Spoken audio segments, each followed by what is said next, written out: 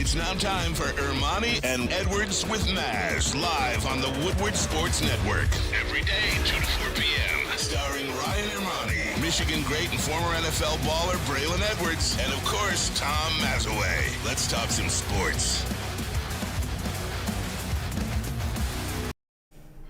What is up? Glad you can join us here. It is Ermanni and Edwards, but no Ermanni today, no Edwards today. Well, I don't look like Edwards? I don't know, dude. Your gun show, I think you and Bray, What's if you on guys here? started doing the gun show. Hold on a second. I get mistaken for Braylon Edwards all the time. I'm not sure what you're referring to here. Give me a break, man. Especially with this hat on, people always think I'm Ryan Ermanni. Hey, is that Ryan Ermanni? I know how much. Just without the glasses. I know Ermanni loves the hat in particular. How are you, pal? Matt man. Shepard in the house, ladies and gentlemen. How you doing, brother? Excellent. Great to see you. Did you have a Yeah. nice Christmas? I did. You and your family? The best thing ever is when you have everybody at Oh, home. my God. There's- Mama Bear is so happy when all the kids are home. Can't put a price tag on it. Unbelievable. You just can't put a price tag on it. Completely different mood. Isn't it amazing? Yeah, it is. I'm not getting bitched at, which And then when they leave, and all she has is me, that's when the dark cloud seems to hover over the home. For some reason or another. I can't figure out why. do this, do that, do this. Are you scratching yourself again? All that. It magically, I get a free pass actually when the kids are home. Why are but- you spitting? Yeah. Well, I got a little bit right there. But no, we got a busy show planned today. Dan Miller's going to join us about 15 minutes from now, of course. Sports director at Fox 2. And, of course, as always, the voice of the Lions. Are you familiar with the Lions? Have you been paying attention to the Lions, Shep? Absolutely. I don't know how you can't. It's amazing, isn't it, what we're experiencing right now? There was not long ago when my friend to my right and I were doing shows at a different place, and he led a charge in downtown Detroit with signs and followers. It was like the Pied Piper. And we have come so far from those days where you are not only excited, but you're really proud of the type of team. And I've said this before, I think certain teams captivate a community, a state, a fan base in a lot of different ways. But I think, first and foremost, it's what that state/city is all about. And I think the Lions, this year's Lions, and not just because they're winning, but I think they are the closest thing to a team that this city has had since the Going to Work Pistons. Yep. That kind of embody what Detroit is all about. Isn't it amazing, Shep? Because when you look back at the last couple of years, I couldn't agree with you more. All right, they said what they were going to do, and then they went and did it. Right. And that's not the Detroit Lions, okay? And you're right. It was funny. Terry Foster was in yesterday, and we were talking about the march and everything. And I think the thing that pissed me off personally the most about that is I think people took that as you hate the Lions. Right. You're bagging on the Lions. Furthest thing from the truth. Furthest thing from the truth. Right. I love the Lions. Our mutual friend, the late Tom Kowalski, used to tell me this all the time, okay? Dude, you got to stop being a fan. I can't. Yeah. I am a Lion fan. I was a Lion fan before I got in this business.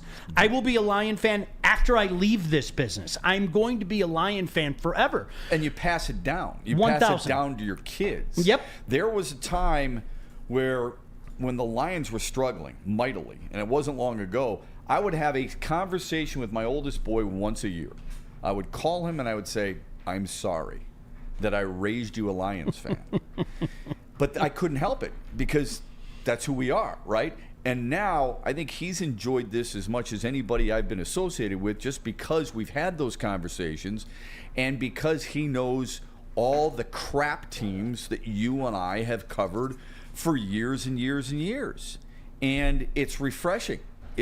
We used to say this all the time together, you and I. When they're good, you watch what happens in this town. Well, 100%. they are good, and look at what's happening in this town. It's pretty awesome. And it's so funny because I still think, whether people want to admit it or not, people are waiting for the other shoe to drop. What other shoe? What other shoe? That's the way we were brought up. And listen, Shep, to me, this bothers me. I am not going to judge this team, this group, with all the other groups of the past. I'm not. It's not fair to them. But you shouldn't. Let them write their own path. You know what I mean? But even other teams, other Lions teams, shouldn't be judged on teams of the past. No, and sir. I know it's something that players always used to tell us at practice and during training camp and say, we don't know because we weren't part of that team. And we used to roll our eyes collectively and say, give me a break, man. Come on, you've got to understand where the fans are coming from. But it's so true. It is. Because they weren't part of it. Dan Campbell wasn't part of Rod Marinelli's staff. Okay, so he doesn't know. Why would you link them together? It's okay to judge teams on a year-by-year basis. We have a hard time doing that as fans. We want to collectively group an organization together. On top of that, how many people thought, and this was part of your march where you got tired of William Clay Ford owning the team, how many people thought a Ford ownership group would lead them to this type of success? And not just that, do it the right way. 100%. Man, I couldn't agree with you more, and I think that's the thing that jumps out to me. The last thing in the world you want to tell a Detroit Lion fan is to be patient. Right. Okay? Right.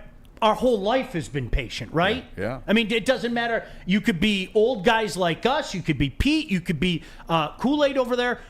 Our whole life we've been told to be patient. But you know what this franchise told us 2 years ago? And I don't know, Shep, it jumped out to me. Be patient.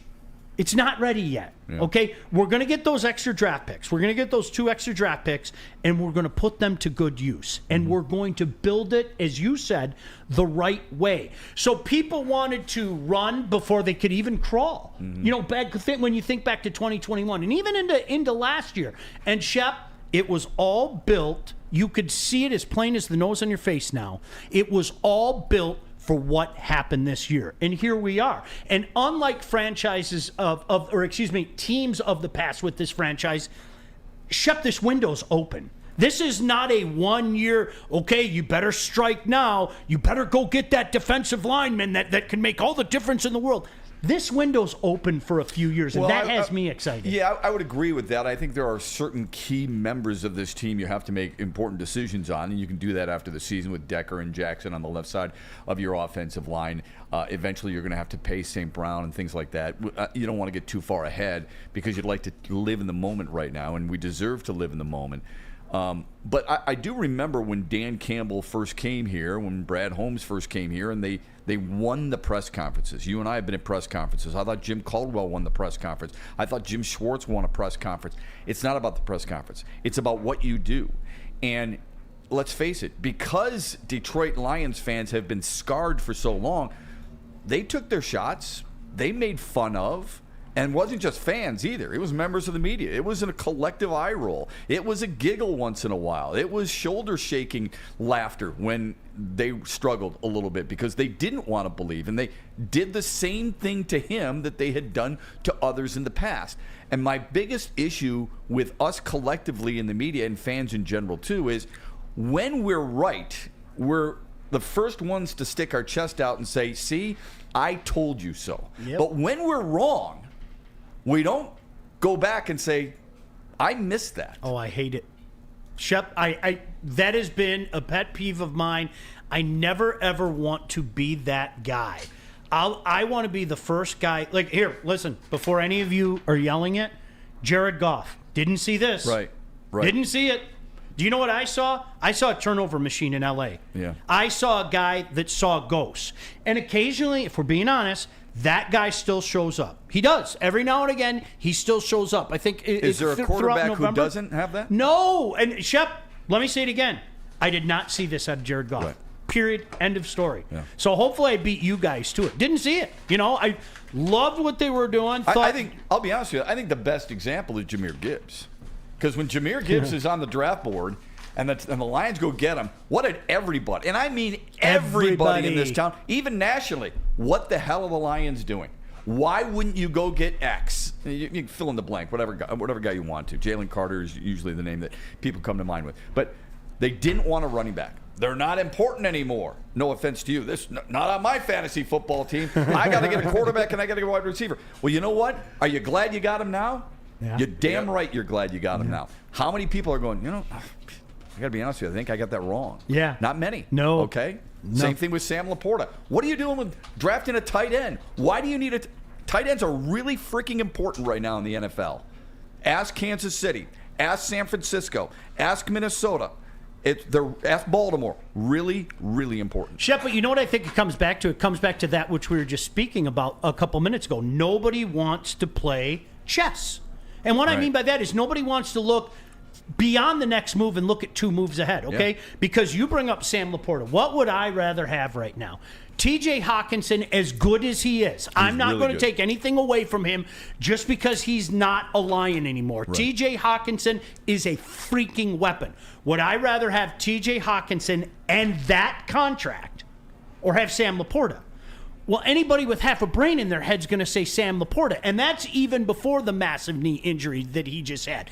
And I think those are the little things, and sometimes not so little things. Hawkinson injury. Yes. Right. And sometimes those are the little things, and oftentimes not so little things that you're seeing Brad Holmes do consistency is looking past that first move, looking beyond that to what's the move after that, while other guys are playing chess. I think it's a fair point regarding the contract. I don't even look at the contract as much as I do the run blocking.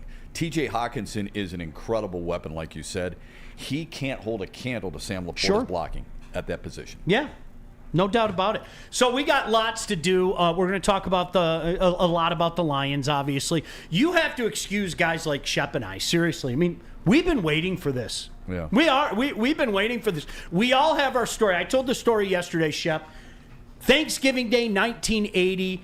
Vince Evans scores on the last play of the game. They return the kick. My grandfather and my dad are laughing. Isn't this funny? That's Dave Duerson, right? Was it Dave Duerson? No, Dave Duerson was the safety. No, it was Williams. Williams. Yeah. Little Sean's crying. Yeah. My grandpa says, "Oh, you'll understand." I don't want to understand. You know what I want to do? God love you, Grandpa. I want to dance on your grave when the Lions win a Super Bowl. I do. I want to dance on your grave and say, "Hey, Grandpa, I told you it was going to happen." So we're not there yet. Yeah. Let's wait and see how it plays out. But watching this team progress the way they have in the last couple of years gives you, here's that dangerous word, hope. Look, even young adults, we don't have to go so far back as when we were kids. Young adults. I traveled with that team when they were 0-16, okay? I called the Lions preseason forever when they went 4-0 and then went 0-16, and you get your hopes up, and then they're crushed, right? I dealt with the KJ Wright batting the ball out of the end zone for Seattle, screaming, "That's a penalty. What the hell just happened here?" Right? Over and over and over again. And now it's not working that way. Now it's the Lions. I'm not saying they're getting breaks, but it's the Lions who are earning their own breaks. Yeah, no doubt about that. All right, we're going to talk to Dan Miller in just a minute here. Stick with us. He is Matt Shepard. I'm Sean Baligian. So glad to be sitting in for Ermanni and Edwards here today on Woodward Sport. Now is the time of the show where I look at Pete and Kool-aid and I say, am I reading something right now? I'll take it over from here there, Sean. All right. You got it, guys. It is Dispo time. The holidays may be coming to an end, but Dispo's not coming to an end. They're your main source for flour and oils. Braylon loves to go there. Braylon's the man, and if he likes it, you're going to like it too. Dispo is in Romeo and also in Hazel Park, and come see Dispo for all of your cannabis needs, my friends. Your home is your most important asset. Flexibility in the sales process is key. When you work with Mark White & Associates, you can cancel at any time, for any reason, without penalty. Speaking of flexibility, check this out. Who you work with matters. Hire the best broker in the game.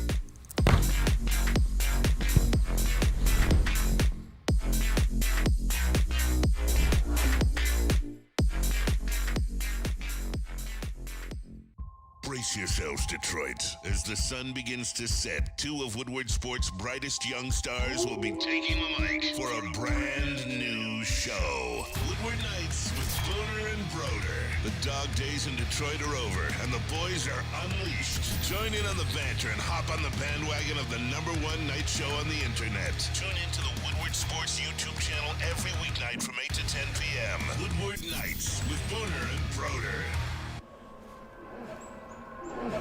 What?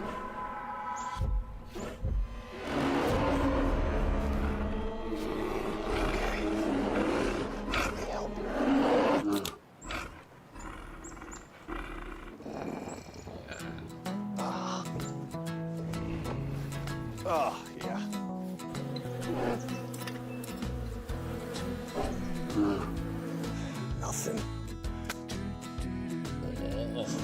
G-G-G-G-A.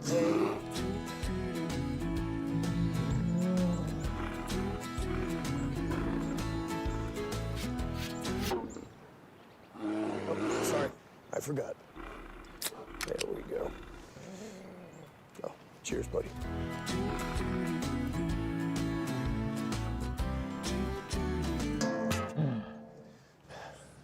I think we need to get you a pick. Hey, for over 60 years, Fairway Packing Company has provided Michigan's finest restaurants, hotels, and casinos with prime rib, Wagyu beef, dry-aged beef. If you're having a smoker, I love to do those. Experience the Fairway difference for yourself today. Visit the steak shop in Grosse Pointe Woods for grab-and-go steaks or order online. It's that easy. All you have to do is go to fairwaypacking.com. All right, welcome back in. It is Ermanni and Edwards, except it isn't. Matt Shepard, Sean Baligian with you. One of the cool things we get to do is talk to a guy. And listen, Shep, you and I were just going over, like the two wily veterans we are, going over our battle scars and what the Lions have done to us. Our next guest knows a little something about that. He has some scars. And conversely, I think he's had a smile on his face probably the last 3.5 days as well, because I'll tell you what, when you have what we saw transpire on the 24th, it's pretty hard to keep that smile off your face. Look, he's trying to hide it right now. Did you say? Look at Miller trying to. There it is. I'm smiling. There's the smile. Just for old time's sake, guys, I brought myself to the old padded room where I used to bring me when things weren't going well. So we still have it here in Allen Park. Yeah. So I'm still in the padded room. Good to see you guys. Yeah. Nice to see you, Dan. You deserve it, Dan. Hope you and the family had a wonderful Christmas, my friend. We did. And Shep, to your point, thank you. But, man, I tell you, it is, and you guys know this from being around teams, the best part of doing what we do is seeing fans happy. And, you know, I've had a lot of people say to me that I deserve this, and I appreciate that. I mean, but, man, it's these fans that have just dealt with, you know, decades upon decades of gut punches and being disappointed and not being able to celebrate something like this. And there's a balance here between, you know, this is just a step along the way to where you ultimately want to go. Mm-hmm. But you can't lose sight of the fact that it is an important step and something that they had to do, and just a mile marker of you know, success that this group has been able to attain. And it's an important moment. And I've had so many people, you know, reach out to me and tell me that, you know, their grandfathers were crying, or their fathers called them, or people called them from wherever they were and just shared this moment. So it's definitely really cool. But it's also one of those moments you say, okay, now you're on to other things because you got a lot on your plate. Yeah, it brings people together, there's for sure. What has this team done better than maybe you expected when you first watched them at the beginning of the year? You know, I knew this offense, Shep, was going to be good. The question was, how good was it going to be? And I was looking at some of the numbers last night, man. Over the last 8 weeks, they've averaged 160 yards rushing per game. Which, wow, man, that's we haven't seen that around here since the 90s when Barry was here. And there were years where we were seeing the Lions, you know, barely get to 85 yards a game rushing. They just never, under Stafford, could they get a rushing attack, and never did they give him that kind of balance that they've got now. So this offensive line has been everything is advertised, and seeing the way they've run the ball.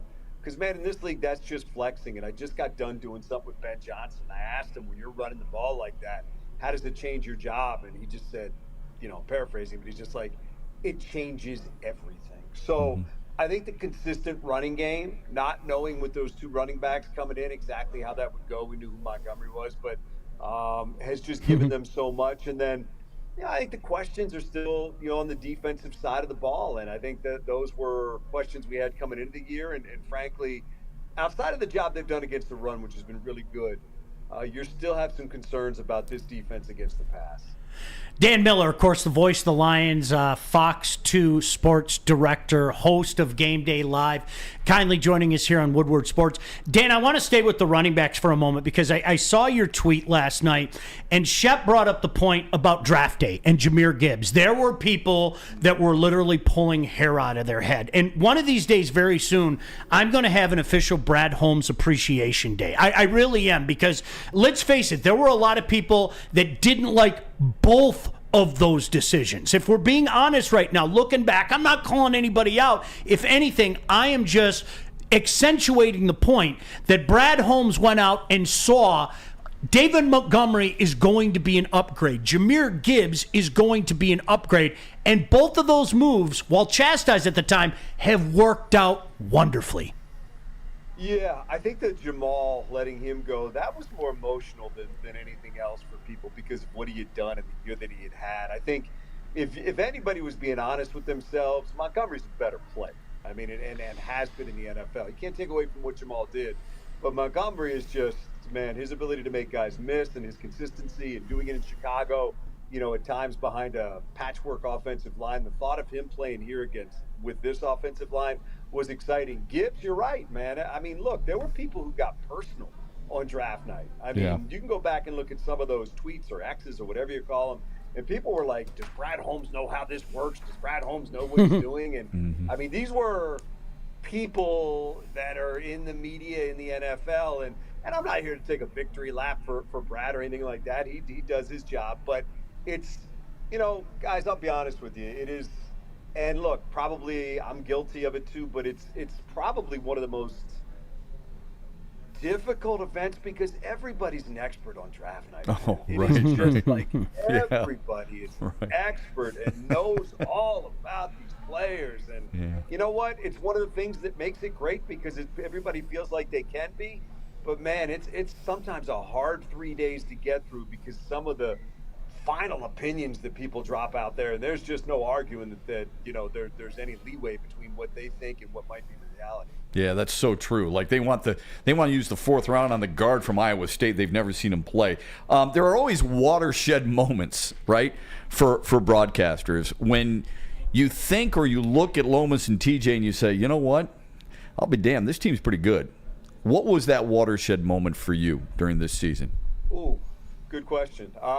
You know what? I mean, I think, Matt, right off the bat, going to Kansas City and winning. I mean, we thought this team, look, they finished 8-2 last year, but you really had to come out and prove yourself again. That didn't earn you anything. And to go to Kansas City and look, I know they didn't have a couple of guys, and that does matter, but to go there and win on that night when they were raising the banner and that place was nuts to celebrate a Super Bowl championship was, to me, eye-opening. And then the way that they've bounced back every step along the way this year, I mean, it's kind of an amazing thing, guys. In the 8-2 last year and 11-4 this year, they haven't lost 2 games in a row since October 30th of last year. I mean, that's incredible in this league to not have 2 losses, stack on top of one another and not, let anything snowball, to always find a way to bounce back. And I credit, Dan Campbell for that, for the way that he set the tone. But to your question, look, I really think that was a moment for this team, for this coaching staff, for everybody to say, okay, here we go. We're picking up where we left off last year. Now, granted, they came back and lost to Seattle, but they figured things out. And I'll be honest with you, the last 2 weeks as well, a hot Denver team coming in here, having won 6 out of 7. And then this past week, going to Minnesota, where, look, I know they've had their injury issues and they got worse during the game, but that's not an easy place to win. You needed to take the drama out of the NFC North and to go there and just put it to rest and be done with it and knock off the team that was, holding the division crown. I think that showed me something as well. So I think everything kind of tells a story and helps you understand things, but there's certainly been things along the way. You know what's interesting about that, though, guys? He brought up Kansas City, and a lot of people talked about the Chris Jones and Travis Kelce fair, and Dan said that. How come nobody says that when the Lions are missing Frank Ragnow? Right. Or St. Brown? It's amazing how that works out. Whatever. We always use the other team's crutch to disregard our team, but you don't use it the other way around. Sometimes that frustrates me. Yeah. Dan, I know you want to get back to Canada and Latvia. I know you're all about watching the World Juniors. He's hockey elite. Don't let anybody fool you. You know what, Dan? The word culture has there's too much of it, okay? But when you're talking about the culture change with the Detroit Lions the last few years, quite frankly, I don't think you can say enough of it. We've all been around this team on days in November where you're walking out of the stadium and everybody, players and media alike, are going, we got another month and a half of this, complete with the 1,000-yard stare. How do you even put into words how this culture has changed over the past couple of years? Sean, that's a great question. And here's what I would say to you is, I've probably used that word, I don't know how many times in my, 40 some odd years in this business, but I think it becomes apparent when you see it and you understand it when it's right in front of you. And I think there's probably been times where I used that word and now I look back on it and I'm like, I probably didn't use it correctly.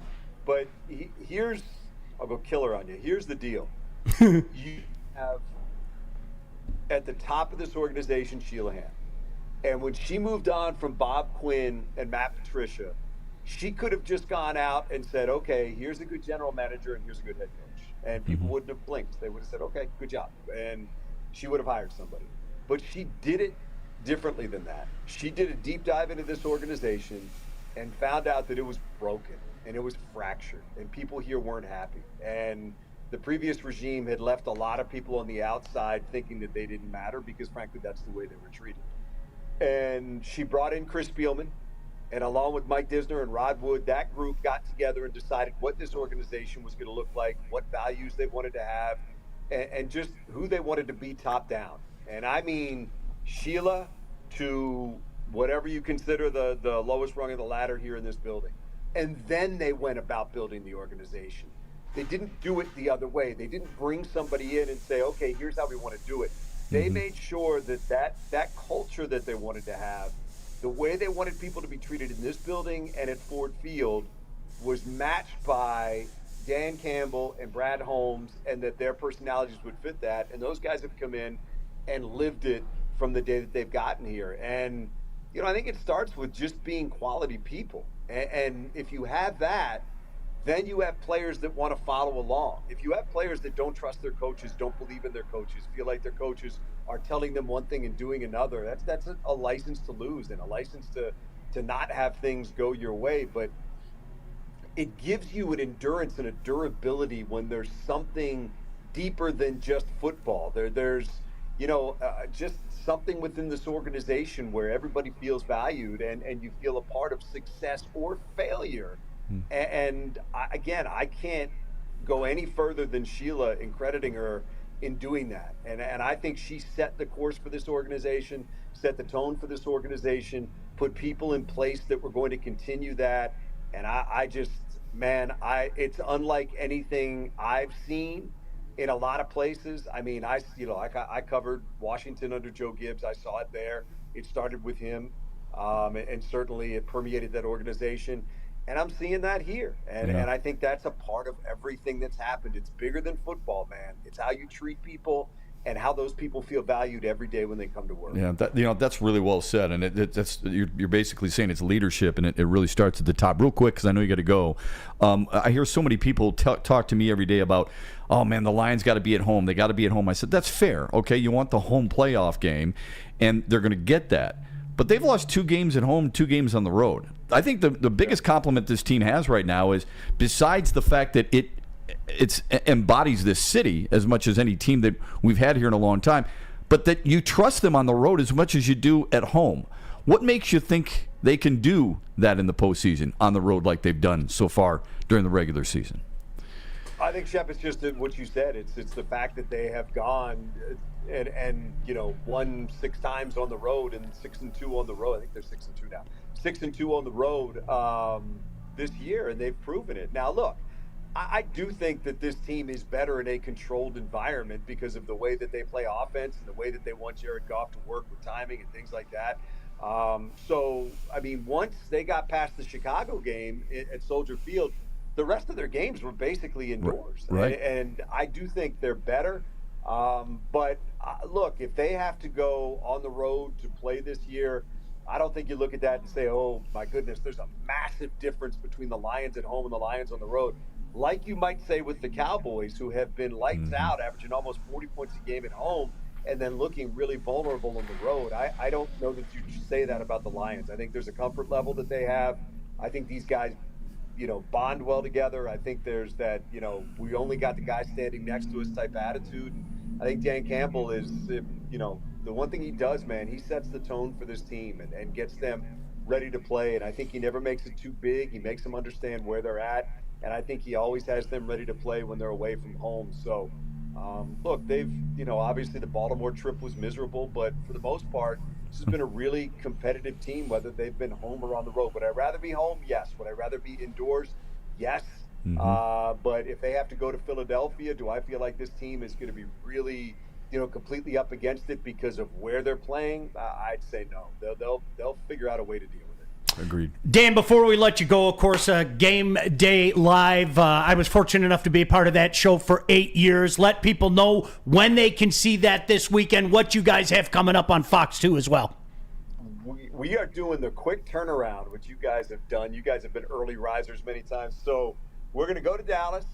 We're going to get back home probably at 4 o'clock in the morning, and then we'll be on live at 10 a.m. on Fox 2 Sunday morning. So it's more of a wrap-up show this week than a pregame show. So we're looking forward to it. I mean, it's obviously been fun, guys. Look, there's nothing that beats winning. There's nothing that beats the vibe you get when there's good things happening and everybody around is feeling good. So hopefully we wake up Sunday morning and we're doing a post-victory show. But either way, we will be there on Fox 2 Sunday morning at 10 a.m.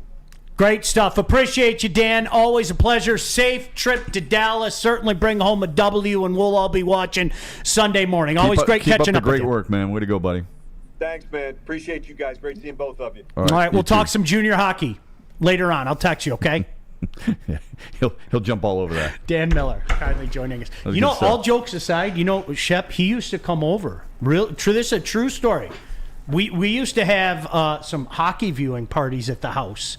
Killer, Dan Miller, and I, where we would just watch hockey. Pete, did you get that invite? I didn't. I wrote that one. Can I be honest with you, though? Those guys weren't there to watch hockey. They were there to make fun of me for being such a nutbag watching hockey. See, Shep, you would come over and you would actually watch hockey. And Killer would sit there and go, okay, dude, seriously, what's wrong with you? And Dan would just giggle and say, can I have some more brisket? So I'm looking for a new crew. If you guys want to come over and watch hockey and not make fun of me for being a nerd, we can do that. I sit there and watch the game, bro. You sit there quietly, watch the game, absorb the game. That's how you do it. Thank you. Shep, you brought up something that is right in my wheelhouse. Everybody and their brother seems to be making an excuse why the Lions can't do this or why the Lions can't do that. And I'm thinking the exact same way that you are, okay? I'm not looking at the Lions. If you're going to look at the Lions like that, go right ahead. But why don't we start looking at some other teams as well? Because the Lions aren't the only one with warts, friends. Right. We're not as close to it, okay? I mean, it doesn't tug on our emotions. I've said this before. I said, people realize San Francisco went through a 3-game losing streak, right? Yep. Everybody knows that, right? Mm-hmm. Okay. Dallas has struggled on the road, right? Philly is struggling right now, okay? Baltimore is really good. Their win against San Francisco, I think, is the best win in football. That is, I had the Lions winning at Kansas City 1. But now, that win right there, I think is the best. And they deserve to be...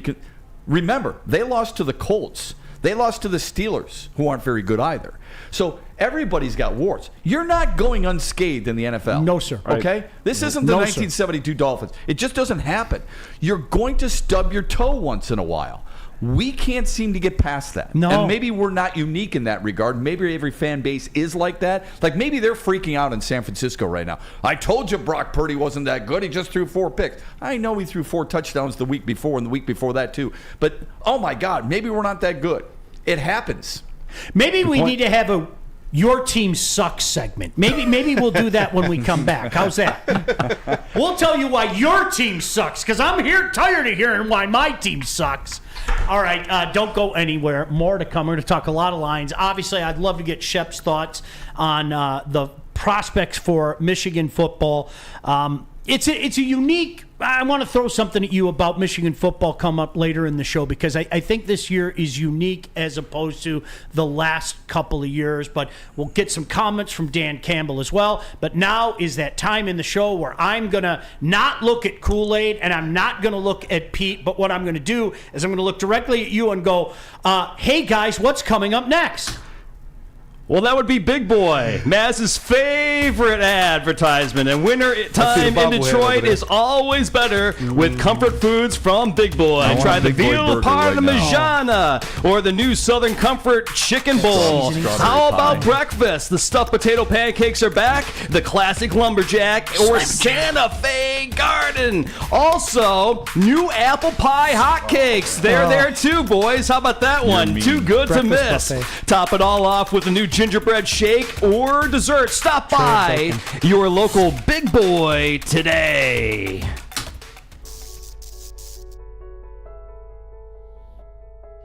We've just received word. The world's cannabis supply has vanished. The public is outraged and has taken to the streets in response to this tragedy. The individual responsible acted alone, and we can only hope they will make things right soon.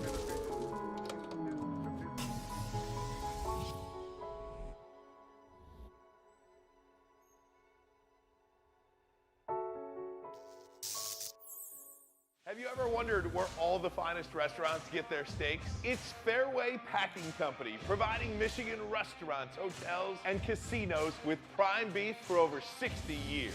But now you can buy these cuts of meat for yourself at the Steak Shop by Fairway Packing Company. Prime porterhouse, A5 Japanese New York strip steak, dry aged Wagyu beef tomahawk.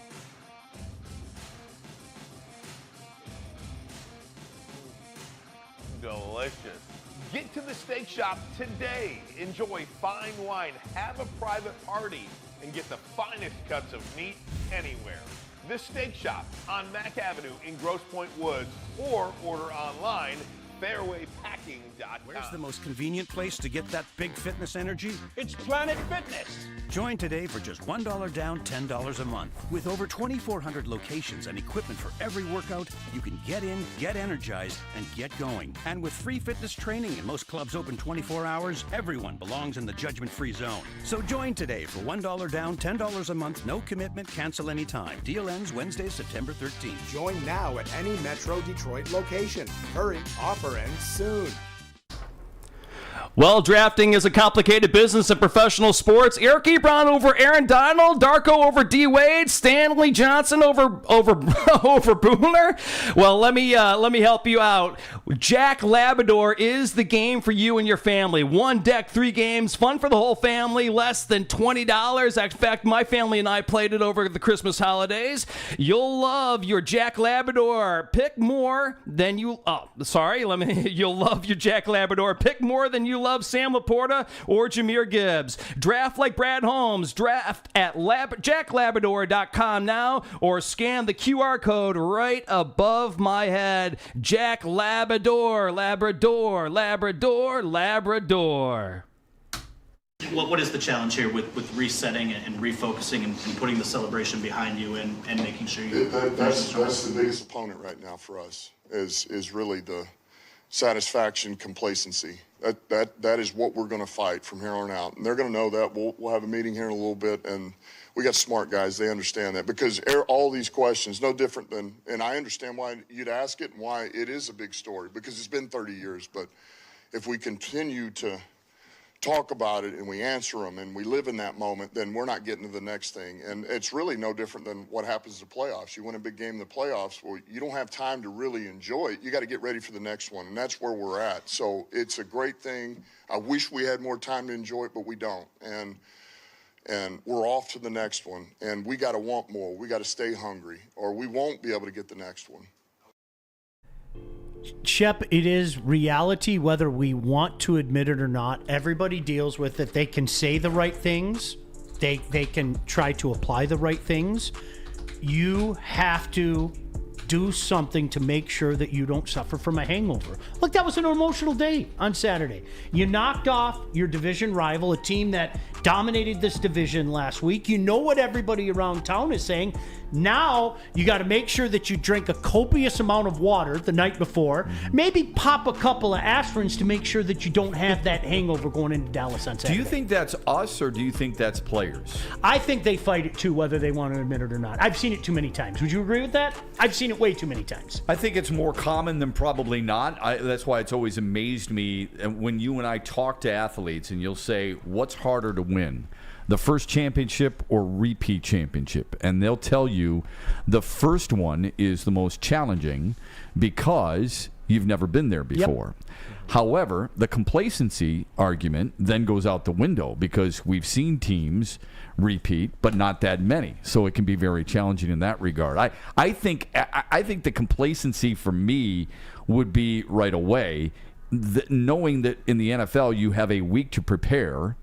And in this case for the Lions, preparing for a Saturday night game against Dallas, I think that does them good. I think playing a team like Dallas does them good because of what's on the line. If it were a team like New England, I could see maybe a little bit of a slow start. I think Dallas will bring out the best in them. And to your point, Shep, I mean, here's the thing, that this isn't done. There's still a lot to play for.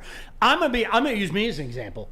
2 weeks ago, I didn't think there was a snowball's chance in hell that the Lions would have a chance at the top spot. Right. I didn't think there was much of a chance that they'd have a shot at number 2. Which surprises me because you've been doing this for 40 years. Okay? So that doesn't surprise you. You know that very well. No, I'm not just talking about you. I'm talking about people in general. We're all sports fans. We've seen it time and time again. We use it in conversations with friends of ours. And yet we still fall back into the trap of going, you know what? This thing's over. When there's too much time left to be used because we're convinced that San Francisco was going to be the 1 seed. They're just better than everybody else, and they didn't look great against Baltimore. But Baltimore's a really good team, but they also lost to Indianapolis. I mean, we can go on and on in a circle. We just have to. That's why that cliche is used so often. One game at a time. Yeah. And we hate it because we want the crystal ball, man. We want to know what's coming next. We want to know, are the Lions going to be the 2 or the 1? We don't want to wait, but we're forced to. Yeah, we are afforded that luxury, we in the media. Okay, those guys are not. And to that point, Dan Campbell wanted to talk about Dallas. I think he's going to... We checked the box on one thing, and now it's to the next one. And so at this point now, we're fighting for the 2 seed. And look, if you're able to get to the 1, so be it. But right now, what we know we can achieve on our own is the 2, and that's no easy task. We got to go to Dallas. They haven't lost in I don't know how many games at home, and they play really well there. It'll be loud, but we're looking forward to it. And I'm looking forward to going out there and playing a really good opponent at their place again. We've done pretty well on the road. We handle it well. And then to go out there and play for Jimmy, too. This would be great, man. Jimmy Johnson. So, make him proud. You've been through... You know what I marvel at? They're 11-4. Yeah. So is San Francisco, and so is Philly. Yeah. Only Baltimore. We could talk about seeds all we want, but remember, there's only one team in the NFL, not in the division, not in the NFC, one team in the entire league who has a better record than the Detroit Lions. Yeah. San Francisco. No, Baltimore. 12-3. There's still moments. I'm not just hearing you say that. I'm pinching myself. I was about to say the same thing. Am I sleeping right now? That's wild. Isn't that unbelievable? No, that's unbelievable. At this point in time of the year. I mean, listen, let's be honest, Shep. Sorry to go off the reservation. It won't be the first time, won't be the last. I would have done 38 different mock drafts already. But most years. Right. I would have done 38. I haven't looked at that damn thing once this year. For sure. Absolutely. My life is all the better for it, too. Yeah, that's exactly what you'd be doing. Who's the best defensive lineman? Because we know the Lions need that. Are we going to get Kool-Aid McKinstry? That's the guy I would trade up for. I mean, seriously, those are the things that we'd be talking about right now. I saw Milky Waters for 5 minutes in that Tulsa game. And let me tell you something. He is exactly what the Lions need, right? Sean, I'm going to tell you something. That Kentucky center, if he's available in the 5th round, the Lions should take him. I saw him play one game against Tennessee, and he was incredible. Literally. It was 5 minutes until I switched to the Pac-10 game, but in those 5 minutes, that kid earned a number 1 draft pick. And we're all and then I went to bed. We're all guilty of it, right? Yeah, we all are. For sure. Shep, to your point, and we're hearing a lot of this conversation about Dallas. Okay, we were just talking about it earlier with Dan, and you heard Dan Campbell say it. I get it. Dallas is a different team at home. Look, here's a spoiler. I did gaze in my crystal ball. Dallas is going to fall flat on their face at some point in time. As sure as the sun rises in the morning, Dallas is going to do that. That's in their DNA. That's what they do, okay? But I've heard so many people talk about this just in the last couple days. As I was driving here today, I had a conversation with one of my oldest pals. We're going to get together and watch the game and everything. And he was like, dude, I got to be honest with you. I think Dallas is going to kill us. And I was like, based on what? Right. Based on what? Based on the way we grew up? But based on what? Yeah, I don't want to defend the Cowboys, but their losses outside of the loss to Arizona are legit. Mm-hmm.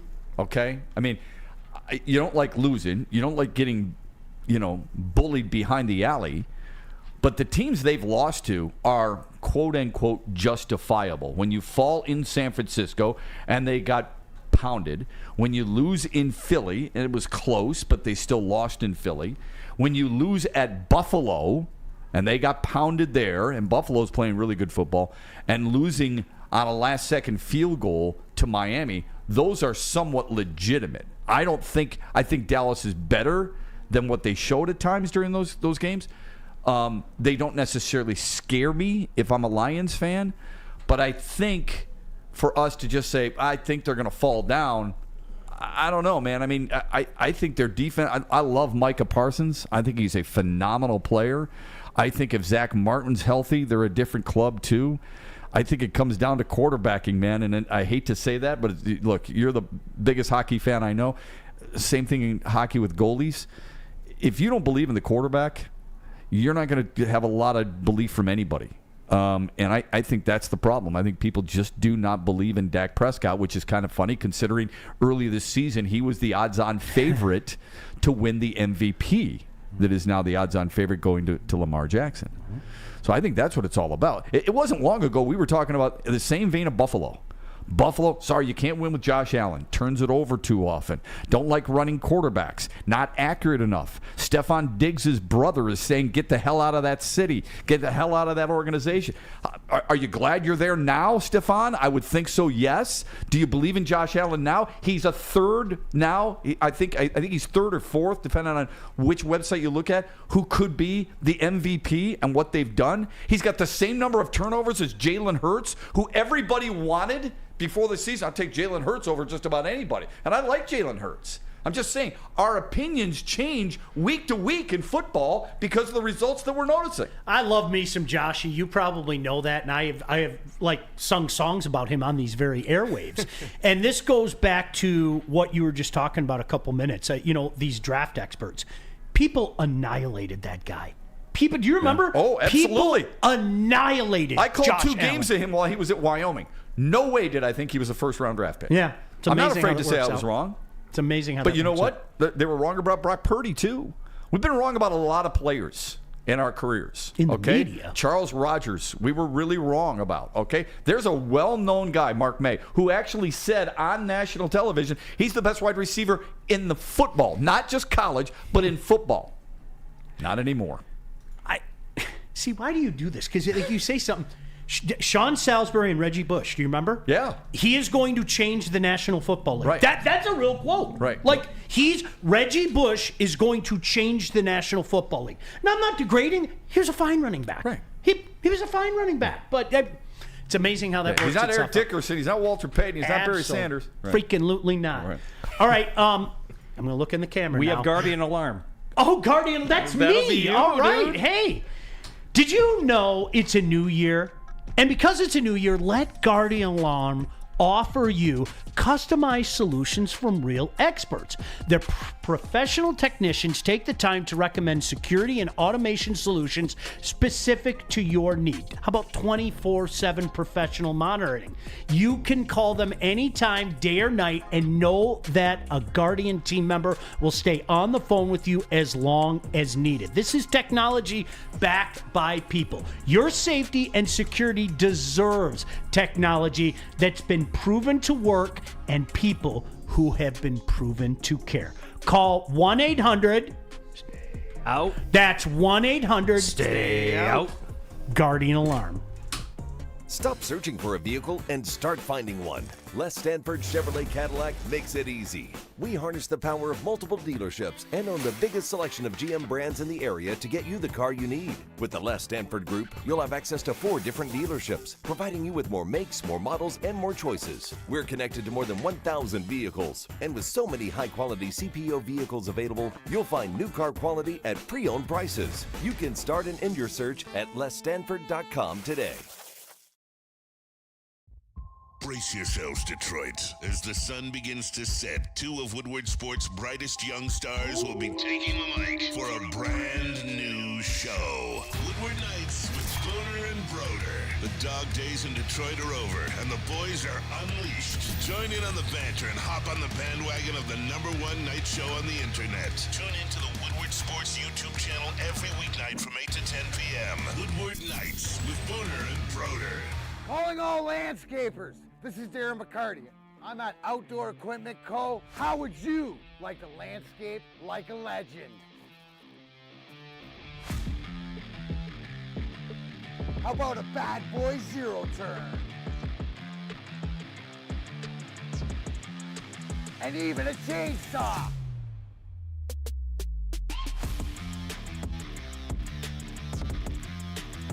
And even a weed whipper. Whether you landscape for your job or landscape for fun, get all your equipment from Outdoor Equipment Co., the official equipment provider of Woodward Sports. Michigan grown, family owned. OutdoorEquipCo.com.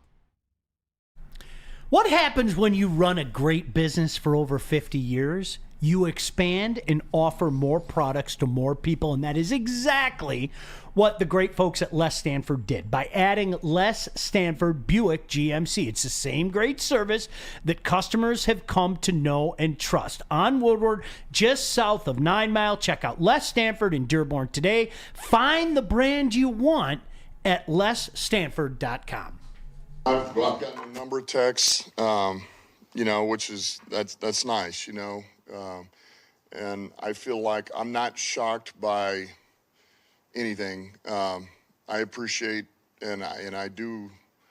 Man, I understand the perspective, even though I haven't lived here for all those years, and so nothing has caught me off guard. I know that this means a lot to a lot of people here. It means a lot to a number of people in this organization. Look, just Lance Newmark and Rob. They've been here for years, and they've been doing a lot of the grunt work and personnel department, and to be a part of this, it's special for those guys too. There's a number of guys we can go through here, and then certainly look, the Ford family,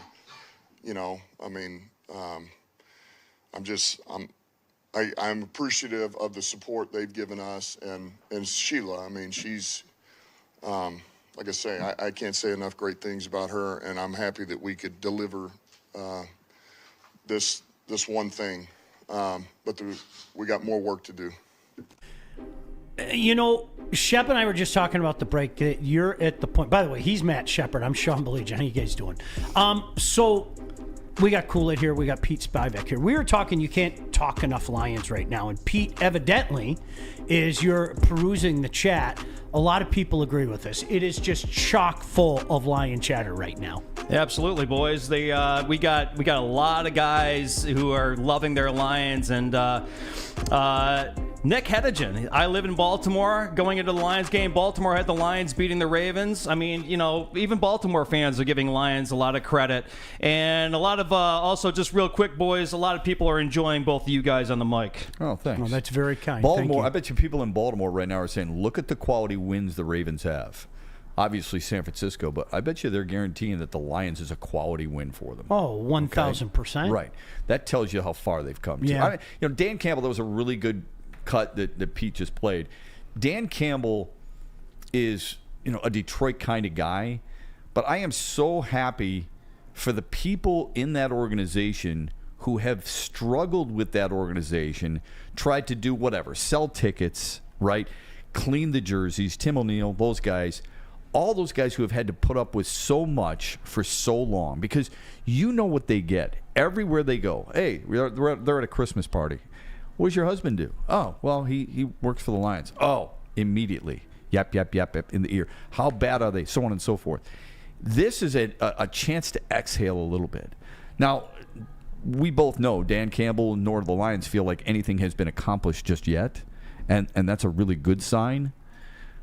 How important do you think it is, as we talked to Dan Miller earlier, about getting not just the one home playoff game, but two? In other words, how important is the 2 seed in your mind compared to just getting at least the one home playoff I think it's huge. I really do, Shep. I don't think I'm overstating that. I would use the word huge. And again, there's a reason why it's called home field advantage. Now, with the Lions, it hasn't been as drastic as Dallas. You might feel a little more worried about Dallas because it's been so drastic. They're home v. away. They've won the last 15 at home, by the way. So that'll tell you everything you need to know. But, absolutely. Because, listen, we have known this about Detroit fans, and I wish some of you could have heard in particular the Pontiac Silverdome. And our mutual friend Bill Keenis has said this to me many times, because before he worked for the Lions, he worked for the Redskins. Mm-hmm. And he said Joe Theismann, pretty darn good quarterback back in the day. I'm sure many of you know of him as a broadcaster. He's a pretty darn good quarterback back in the day. Wasn't bad at Notre Dame either. Guy won a Super Bowl, as a matter of fact. A quality career, and then he changed his name at Notre Dame. Yeah. Heisman, get it? But you know what he told Bill Keenis? The loudest building he ever played in was the Pontiac Silverdome. I believe that for sure. Those are his words, not my words. Yeah. I mean, it was something different in there. And I mean, it might be that the health department could have closed that building down at any given moment. It was such a dump. That might have something to do with it. But I mean, all jokes aside, listen, that was a home field advantage. Shep, I can say, and everybody's got their 1993 stories, right? The loudest I have ever been in any building, and I have no problem saying this, and some of you have probably heard me say this over the years, so I'm not trying to pander when I say this. The pick six in that playoff game against the Dallas Cowboys. Yeah. I have never been in a building. It hurt. I was 21 years old, and I'm going, what's wrong with my brain? Like something happened to my brain. It was so loud. You're better at years than I am. When was the time where they played Chicago and Chicago had like 8 false starts, and that was at 2011 Monday Night Game. So Ford Field. Yeah, I went to a Monday. I covered a Monday Night Football game, Lions and Raiders at the Silverdome. I'd never heard it that loud in my life. Yeah. But I think Silverdome and Metrodome. And I've been at not every current NFL stadium, but every NFL stadium in the league, because I haven't been to New Minnesota or New Atlanta this year, any time recently. But those 2 stadiums are the loudest of any stadiums I've heard in football. Now, I know Seattle gets a lot of love. It's outdoors, and if it's that loud and it's outdoors, that tells you something. But from an indoor standpoint, the Silverdome and Metrodome are the loudest. Ford Field that roof might blow off that first playoff Absolutely. game. So I'll reserve judgment until that game right there. By the way, I don't know if you know this, Pete, but Shep and I like the similar kind of music. All I heard about acoustics at the Silverdome. Yeah. My eardrums had permanent damage after hearing Metallica and GNR there in '92 at the Silverdome. So jealous. Shep, it was unbelievable. That was a great show. I was there. Dude. Faith No More open? Oh, dude, I was also at the Palace the year before for the Metallica Black Tour. I mean, but both Palace was loud too. But yes, the '92 with Guns N' Roses, ears bleeding, baby. Unbelievable. But Shep, and here we talk about this, and you heard Dan Campbell talking about the history. Yeah, Kool-aid, come on up here. Look at. By the way, can we get the camera on Kool-aid? What a wonderful human being he is. The man's delivering to us. You are just a quality human being, dude. I can't say that enough. No, Shep, and then conversely, and this is here we go getting off the beaten path. There are certain losses and moments The Sterling Sharp play after the Lions had won the division the week beforehand in the same building. The Sterling Sharp play was, we just had ESPN on, right? And they had this little thing on the Pistons. We'll get to the Pistons later. And they showed the Pistons sitting on the bench. I know the 1,000-yard stare. Yeah, Kevin Knox had it last night. Like seriously, there's nothing. Right. You've seen things, okay? Right. The Sterling Sharp play, to me, that did something to me. Yeah. I was once a happy young lad who frolicked and had life. And I'm telling you, that Sterling Sharp play zapped life out of me. How can a guy get that open? Right. But I'll tell you what. Would that be it for you? Would that be the moment, that's the one play etched in your mind that impacted you from a negative standpoint more than any other? Because I have a different one. There were a couple moments. That one, did bad things to me because I think especially... It did bad things. It did bad things to me. No, do you know what it was? I think like so many people, Shep, and you tell me if you disagree with this. I thought in 1991 they arrived. And I listened to when Pat Summerall said, John, I think we're looking at the two teams from the 90s. Yeah. I believed it. Right. I sat at home. Because of the building blocks that they have. Right. I sat there with my pants around my ankles at home going, this is the best. Yeah. This is unbelievable. That's not really an image I want to hear. Well, it was kind of cool, actually. But listen, obviously Mike Utley happened. Eric Andelsek happened. I don't think enough is said about both of those things and 100%. how that hurt this franchise. Reggie Brown set it back. And then Reggie Brown a little bit later. Yeah. But I think because...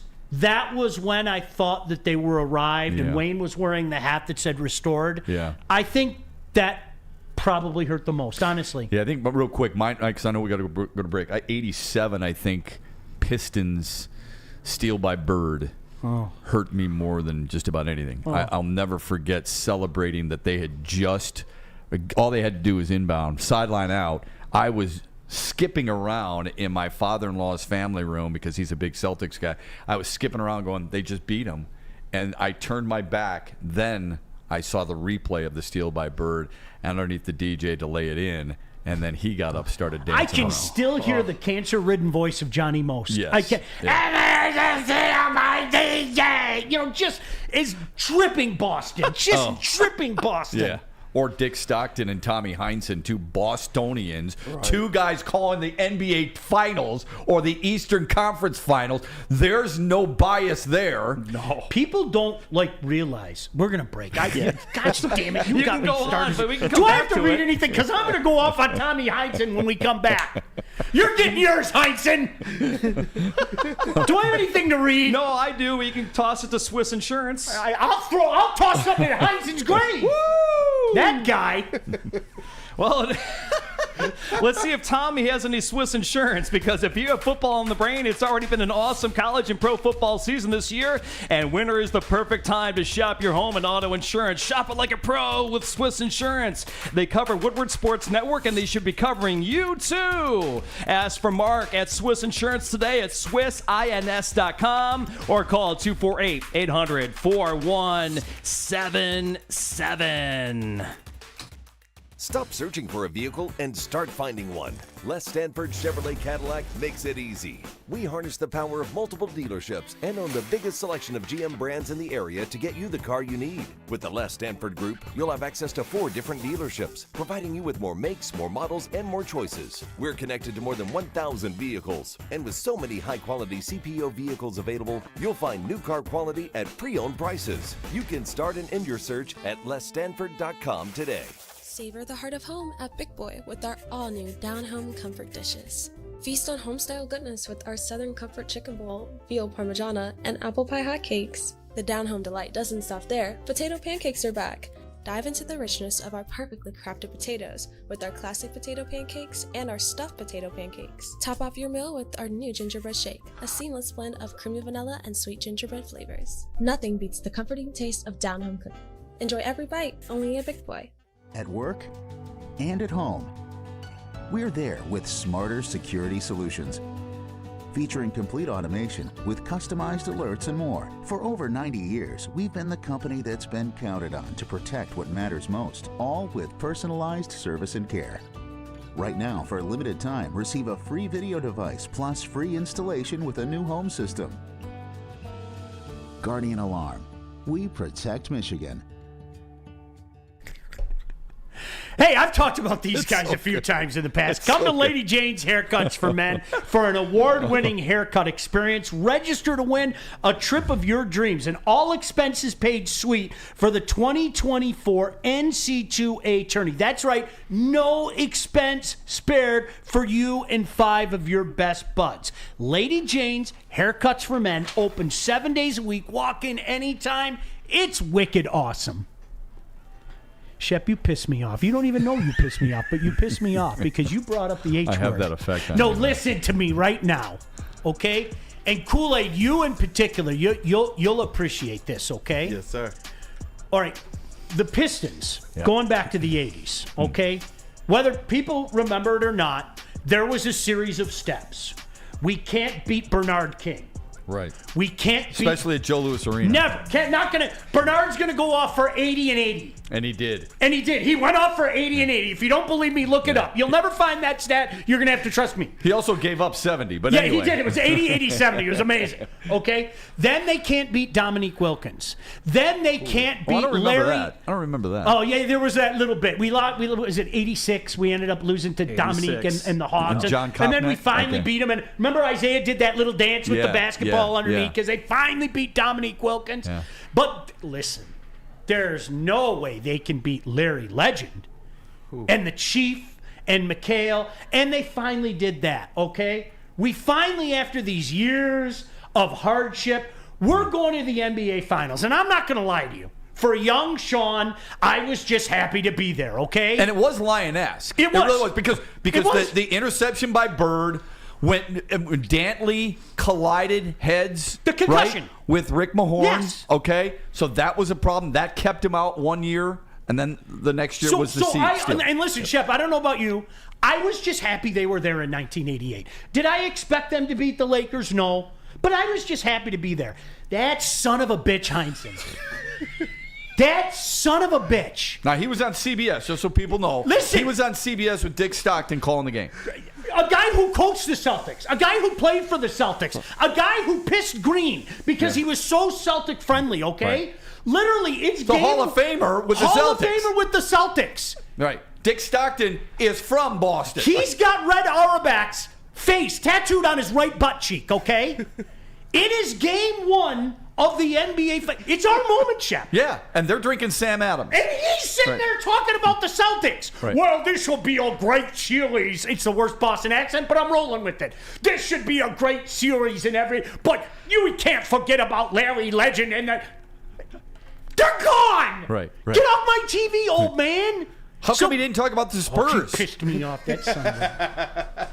When Magic and company beat the Spurs. Jeez, okay, what about Artis Pete. Gilmore and George Gervin and guys like that? Oh, that infuriated me. Honestly, there have been non-objective people.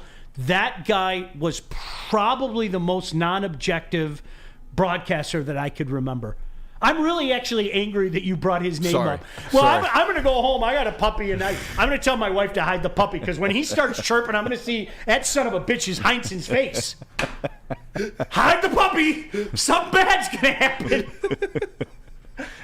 I just thought the tag team of those two was just not right. I couldn't believe a network put those guys on knowing their affiliations. And I think every fan base feels like there are certain announcers who don't support their team. Oh, this guy hates us, right? Referees. Yeah, just like referees. Look at his track record. That's all you got to do. And we go overboard with it. I don't think it's far-fetched when Pistons fans and Detroit fans in general felt that about those two back in the late 80s. Not at all. Right. No, absolutely not. And listen, Shep, much like the younger generation, guys like Kool-Aid you can remember. Look, everybody and their brother thought that, okay, well, the Lakers took care of them in 7 and 88. They're going to find a way to win again. It's Kareem's last year. They got screwed in 88. And totally screwed. Phantom foul. It's totally screwed. Just like 04. They smoked the Lakers. Yeah. But do you remember the theme then? The theme was Magic Johnson's hurt. AC Green is hurt. And I kept screaming to anyone who would listen. The year before, Rick Mahorn was hurt. He had a bad back. Kareem Abdul-Jabbar got a phantom foul against Lambeer. It was a joke. Man. It was ripped from us. I thought the 88 team was as good, if not better, than the 89 team. Agreed. And I think that team, I'm not saying they would have won in 89 and 90, but instead of winning back-to-back, they had a legitimate chance at winning 3 consecutive NBA titles. I think that era of Pistons basketball, and I know, especially with Kool-Aid, it's more the going to work Pistons, and I love it because they were really good too. But that team in the late 80s is one of the best in NBA history, I believe. And to your point, Shep, let's not forget, in that 88 finals, you had Isaiah Thomas running around on a nub. One leg. I mean, he did. He may as well just chopped off his leg beneath the knee and just gone all pirate and had a stick there running down the court, and he was still lighting it up. It was awesome to see, but... That's a great point, because so much is made of the Mikey Jordan flu game, right? Right. Against Utah. I think it was. Yes, it was Utah. So everybody just everybody just loves when Mikey did all that. But how come no one brings that up about Isaiah Thomas? What are you laughing at? Go on. Nobody brings it up about Isaiah Thomas and how easy he was able to overcome that injury. You know why? Because Pistons didn't win. Right. Mikey and company won. I know. Mike. It's probably been years since I said this to you, but now I can confess to you why I'm laughing. And once I say this to you, you're going to remember. Your hatred for Michael Jordan is one of my favorite bits in the history of mankind. See, now you're remembering. See the smile on his face? Now there is nothing better. We had a little running bit. Somebody mentioned Michael Jordan, and it was time for Shep. Shep got up. He was the professor. Let me tell you something about Michael Jordan. It is one of my favorite bits in the history. In the history of mankind. Your irrational hatred. Well, it's not irrational. Very rational. Very rational. I caught myself. Don't hit me. Yeah. But listen, your hatred for Michael Jordan is one of my favorite bits ever. I always have admitted he is the greatest player. All right? I mean, Bill Russell's probably in there too, greatest champion. But Michael Jordan's the greatest player. I never took anything away from what he did or accomplished on the floor. I do feel he was aided a little bit by referees later on. My hatred stems from the whole national love fest when what he said about our team's the best team in Pistons history is, I just think, complete bush league. When he sits there and says they're not good for basketball, it's flat out bullcrap and wrong. And when he came back, Terry and I did a show not too long ago. When he came back as a Washington Wizard, I was at the Palace covering it. And the other thing Michael Jordan did really well is he always faced the media. He did. I mean, him and Wayne Gretzky, everybody wanted him every single night. That can't be easy, but he was always there. But when the Palace gave him a standing ovation, I threw up in my mouth. And that is not a lie. That is not a lie. I stood there. I couldn't believe what I was witnessing. That's epic. I threw up in my mouth and I said, I got to get the hell out of here. Look at his face. I was blown away. If there's any town that should say, you know what, it would be Detroit, and we didn't do it. I was so disappointed. So disappointed. You are spot on, and I'll tell you what. This is one thing that ticked me off. All right, I'm going to go back to 1995 because I think a lot of fans around here became very, very, very, very hypocritical. When Michael Jordan said those things, I was furious. But if you remember going back to 1995, the shit storm that the New Jersey Devils got for their style of play, and hearing people say, left wing lock. How boring is that? Yeah. Golly gee, I'm just going to have to think about what a shame it is that my team won the Stanley Cup. Right. Boo-hoo, poor me. And it was funny because, good point. Shep, I used to say that to my friends all the time. Mm-hmm. Time out. Just 3 years ago, we were bitching at Michael Jordan and Scottie Pippen's migraines, which, quite frankly, not enough is said about that. Wuss. Right. But honestly, I get migraines. I can't play. Then I heard. What, you're going to Tony Kukoc in the final seconds and not me? I'm sitting. Yeah, right. You know what I'm saying? Yeah. But then he's a Hall of Famer. I heard people say that about the 95 Devils. And to that point, you know what I say? I'm sorry. I thought the whole object was to win. Right. If you got a problem with it, solve it. I'll try to win the right way the next time, Right, okay? right. I just think that's junk. I think you're so dead on there. So dead on. I never looked at it that way. I do remember covering that finals, though, and standing next to some New Jersey writers. And they said, I remember them leaning toward one another and saying, this one ain't coming back. Because they took the first two at the JLA. Yeah. This one ain't coming back. And I couldn't contain myself. And I said, I'll guarantee you it's coming back. Wrong. Yeah, Again. They were. Gosh, they Let me just say one other thing about the Jordan thing. When they kept Isaiah Thomas, I love this. when they kept Isaiah Thomas off the Dream Team, so I lost complete respect for three people specifically: Chuck Daly, Magic Johnson, and of course Michael Jordan, who were supposedly all his friends. No, Jordan was never his friend. Not his friend, but the other two were supposed to. And I'm not saying Isaiah's an angel; he's not.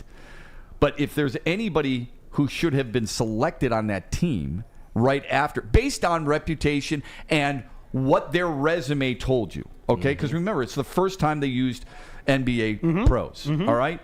You want to take Magic Johnson first, based on his resume? Okay. Larry Bird second, based on his resume? Okay. Isaiah's third, based on what he accomplished. And none of them went to bat for him. And that's bullcrap. You know what, Shep? I never thought about that because at that point in time, as much as I have learned to appreciate Larry Bird. I hated his guts. Me too. I wanted to punch him like I wanted to punch Heinsohn, but I'll still punch Heinsohn's corpse. But listen, at that point in time, that wasn't Larry Bird. Right. Okay? That wasn't Larry Bird at that point in time. Yeah. He had become the guy that was laying on the side of the court Right. more often than not because of his back, okay? Yeah. Remember, this is 1992. This is 1992. Okay? Pistons had just won 2 years prior. Shep, gosh damn, to your point, number three. Yeah. No, without a doubt. Undoubtedly number three at that point in time. Not Stockton, not Malone, not Barkley. Isaiah should have been third. Go ahead. Wow, that's a good point. I never thought about that. He's right. Take the soapbox. No, that's you're absolutely right. Yeah. Are we up against a break? Yes, Feldman, right in front of you. But Okay, I'm you were clip both that, giving me the for Woodward Pistons, man. What's that? I'm going to clip that for our Woodward Pistons audience. They're going to love that. More people should be upset about that, and they're not. Listen to me. Instead, every time they show Magic Johnson, yay, yay. Every time they show Michael Jordan, yay. Yeah. What about Isaiah? Stick up for your own. All these people go, I want an athlete who wants to be here. I want an athlete who loves Detroit. Really? If that's true, no, I'm serious. If that's true, where are you? Where's your support? This is good stuff. Be consistent, please. Just be consistent. Kool-Aid, listen to me. I hear you. Dude, get him on Woodward Pistons sometime and just say MJ. That's all you have to say. You don't even have to. Man, that is. Just wind him up, man. A whirling dervish of hatred. Whirling dervish. This is good stuff. All right. Feldman Chevrolet, Detroit's #1 Chevy dealer with 18 locations. There's a Feldman dealership in your backyard. Visit feldmanauto.com to find the location nearest you. Since 1996, Feldman Automotive has been driven to provide a fast, convenient, and first-class car buying experience called the Feldman Advantage. Catch Woodward Sports Network live from Feldman Chevrolet of Novi every other Monday. I hate to go from happiness and joy and Shep's anger, but we have to talk about Shep's anger brings joy. I'm sorry, you guys saw it, but we have to talk about the Pistons when we come back. The present day Pistons. We'll do that on Woodward Sports. Where's the most convenient place to get that big fitness energy? It's Planet Fitness. Join today for just $1 down, $10 a month. With over 2,400 locations and equipment for every workout, you can get in, get energized, and get going. And with free fitness training and most clubs open 24 hours, everyone belongs in the judgment-free zone. So join today for $1 down, $10 a month, no commitment, cancel anytime. Deal ends Wednesday, September 13th. Join now at any Metro Detroit location. Hurry, offer ends soon. Join Woodward Sports' own Jeff Iafrate, along with special WSN guests for the most anticipated Lions season in decades. Filled with different surprises and expert analysis. You're not going to want to miss out. Go to our Woodward Sports YouTube channel on Sundays and tune in live from 9:30 to 11:30 a.m. Hey, let's talk about Outdoor Equipment Company. It is the official equipment provider of Woodward Sports. It's Michigan-grown, family-owned bad boy mowers, tractors, handhelds, even way to throw the bad boy whippers. in there. Nice job, Sean. Liberty trailers, Generac generators, Snow X plows and salters. Outdoor Equipment Company has it all. Buy it, rent it, 0% financing, delivery to your doorstep. Outdoor Equip Company, or excuse me, OutdoorEquipCo.com. All right, our friends at Skinny Butcher, by the way. What are they sponsoring? Wolverine Pete? Wednesday will be coming up next segment with Intern Alex live from Ann Arbor. Sean can't read that. Listen to me.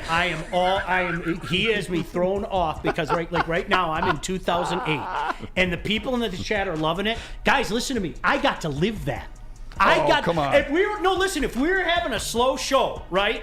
And all of a sudden I felt that it wasn't yet the 1,000-yard stare. It was maybe a 500-yard stare. And I'm sitting there going, what do I do to have to change this around? It's like going to the bullpen. Just go to the bullpen. Who are you bringing in? The crafty lefty? Oh, no. I'm bringing in Michael Jordan. And I would say his name. Say his name and he shall appear. Shep's head would pop up in the update booth. Let me tell you something about Michael Jordan. I had 10 minutes to recollect myself and listen to Shep rant. It was great radio. Hey, you've watched the movie Horrible Bosses? Yeah. Say his name. Say his name. Just say his name. This coming from the guy who just went on a rant about Tommy Heinsohn and fight his corpse. And his butt cheek. I will fight Heinsohn's corpse. You should drive me nuts. Oh. Gosh, it is funny though. I mean, sometimes we get a little edgy with that stuff, don't we? No, one day we really should, like, just for fun, think of all the officials that hate the Red Wings and the Pistons and want them to lose. Yeah, because we all. I mean, it's so fun. Bennett Salvatore. Yeah. If I had a Don dime, Koharski. Yeah, Don Koharski. I don't know if people know this. He came out with a tell-all book, and it was called "I Hated the Red Wings." He said it past tense. He didn't even I have a confession in me. No, he said I hated the Red Wings. And I was like, Koharski, we all knew. You're not telling us anything we didn't know. The tell-all book was unbelievable. It's All like the a confirmation book for hating the Red Wings. He signed it in a bookstore right around the corner. Yeah, he was. And he would put middle fingers on there and everything. Yeah, for sure. Yeah, it comes in pictures. Are you from Detroit? Yeah, and he'd draw the middle finger, and he'd Don Koharski. That's how he signed the book. It was unbelievable how that happened. Shep, how do you... By the way, great job last night. Thanks. I was watching like everybody else. Thank you. How do you... Why do you think people were watching? For the wrong reasons. Yeah, for the wrong reasons. Because it was almost sold out last night. It was. It was for the. I will tell you point blank. I was watching for the wrong reasons. Now I want to say this: I was not one of those guys that was rooting against them. Good. I do not. I can't, and I don't mean to disrespect anybody else, but I'll go back to the 2008 Lions. I brought this up to you yesterday, Kool-aid. Yep. If you want to root against somebody, fine, okay? Yeah. But don't be pissed at me because I won't. I can't fathom rooting against my team. Yeah, well said. I can't. Well said. Yeah. It is unfathomable under any circumstance. This will improve the draft choice. Well, number one, try telling one of those guys who are about to take the court, take the floor, take the ice, take the field about draft choices. If you want to see your jaw move, say something like that to one of the guys in the locker room. Right. They don't give two craps about that, Shep. Right. I've always loved that about you. You never went on and said, you know what, they got to lose. They've got to lose so they can get a better draft pick. Can't do no matter what. First of all, NBA's a lottery, okay? And second of all, how many impact guys are you getting after top 8, maybe 10? It's not deep, man. There's 60 people drafted every year. Second rounders generally now, not every single situation, don't help your team or make your team. Sure, there are exceptions, plenty of them. But you need a top 10 at least to try and change your organization around, and you've got to get that right too. So I'm with you on that. It's always frustrated me when people say, they've got to tank. They've got to lose. They've got to do this. The reason athletes are where they are is because of their competitive spirit. Now, they may not be as talented as the other team, but don't tell them that they've got to lose so a guy can come in and take their job. That's ridiculous. No, and Shep, listen, with that being said, I understand the virtues of quote-unquote tanking. I do. I get it. There's no guarantee when you're talking about lottery. Just ask the Detroit Red Wings, and I'm sure Don Koharski had something to do with that. The fact that they didn't get those picks. That'll be in his next book. I still hate the Red Wings. But no, all jokes aside, Shep, I get it. But don't get mad at me. I can't root against my team. Mm-hmm. I sat there watching it last night. Both things can be true. I sat there watching it for the wrong reasons last night. Mm-hmm. Openly admit it. But I didn't want them to lose. And I even tweeted out early in the game. It may have been my first tweet about the Pistons since 1989 when Twitter didn't exist. But all jokes aside, I tweeted out, tonight might be the night. Like, okay, that start. And you had an up-close and personal look at it. And it just... Man, when something goes wrong with this team, the rain starts falling, it just doesn't stop. Man, and you could feel it last night, man. The fans were there. They were cheering. Shep, I know you heard it. All game, you could hear Let's Go Pistons. After big plays, man, they were out there standing on their feet, giving an applause and a cheer.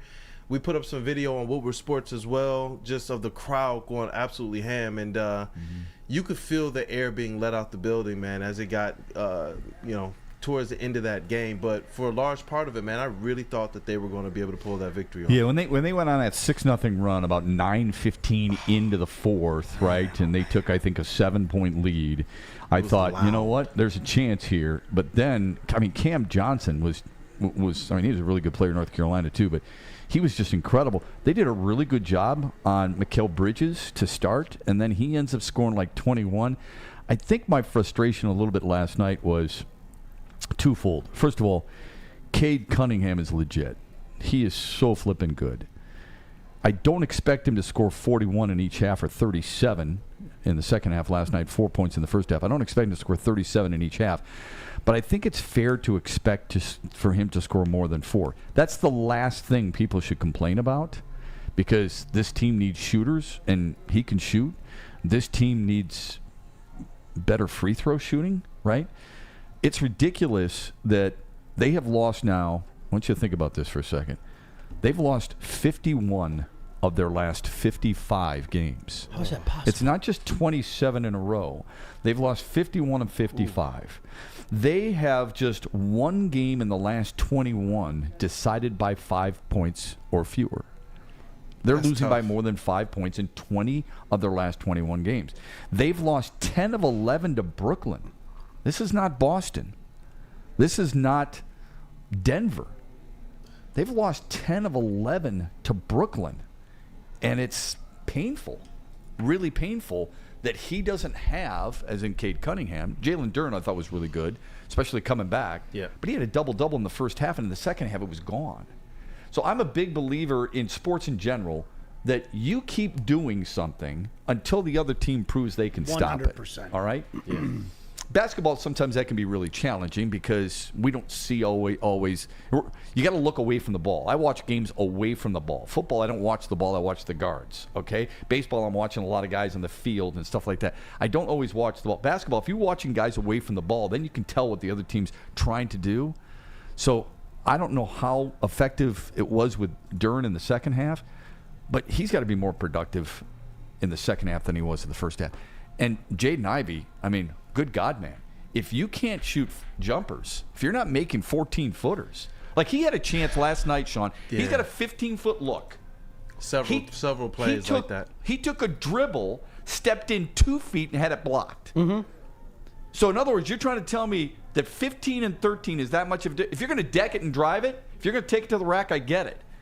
He decked it, took a step, and then had it swatted. What was wrong with the 15-foot jumper that was open? I mean, those are the little things, and I know he's a young player, but those are the little things this team's got to do.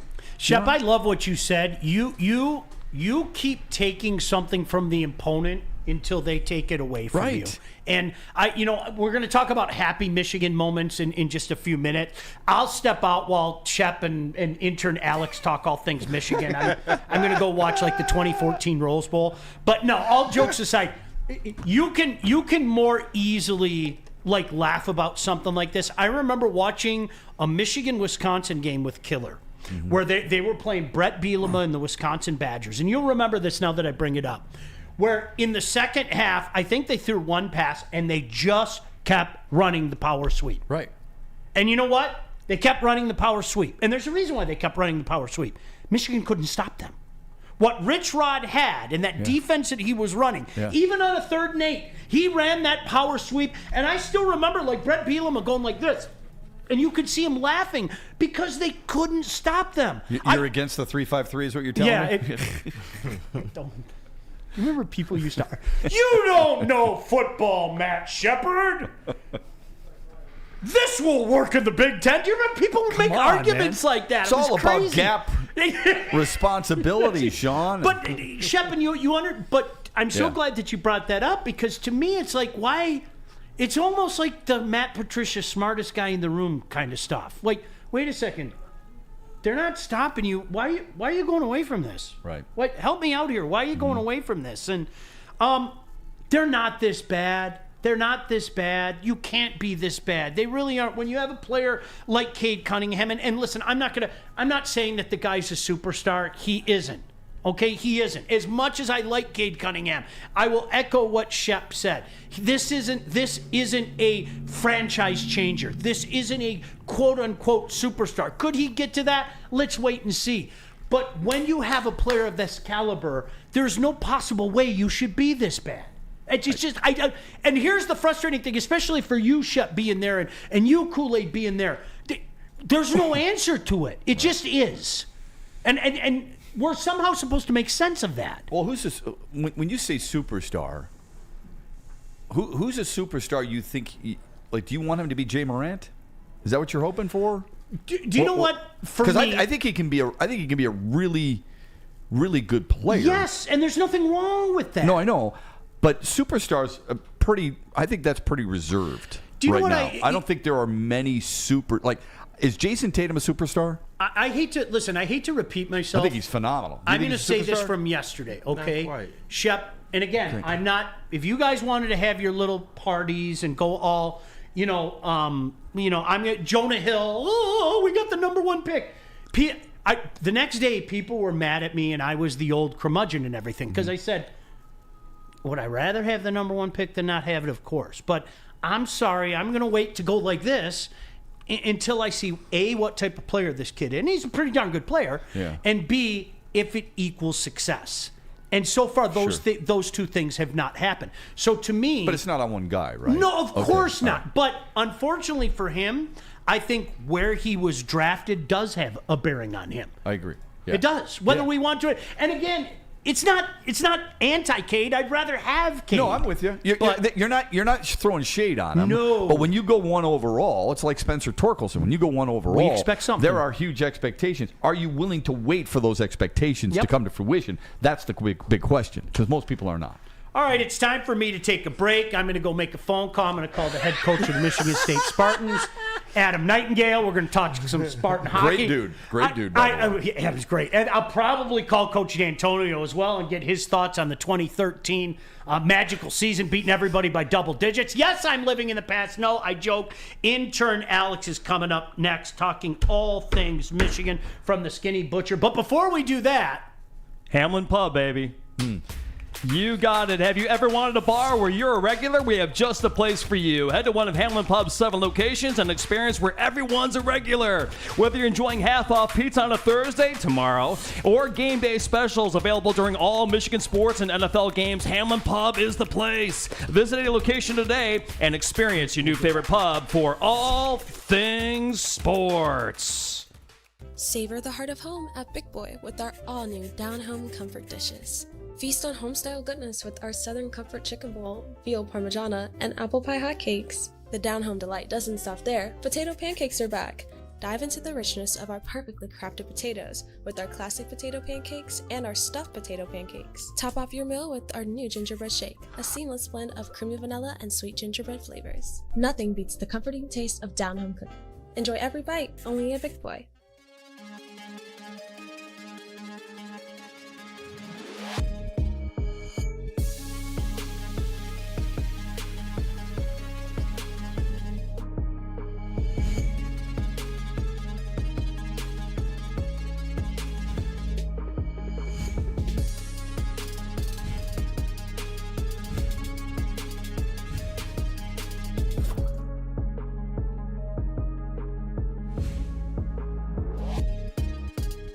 Lady Jane's Haircuts for Men for an award-winning haircut experience from one of our talented stylists, and register for a once-in-a-lifetime opportunity to win an all-expenses-paid suite for the 2024 NCAA tournament for you and 5 of your best buds. That's right, college basketball's most elite event. You and your 5 best friends just get to any Lady Jane's today for an award-winning haircut experience and automatically register to win the trip of your dreams. Lady Jane's Haircuts for Men, open 7 days a week. Walk in anytime. Lady Jane's, it's wicked awesome.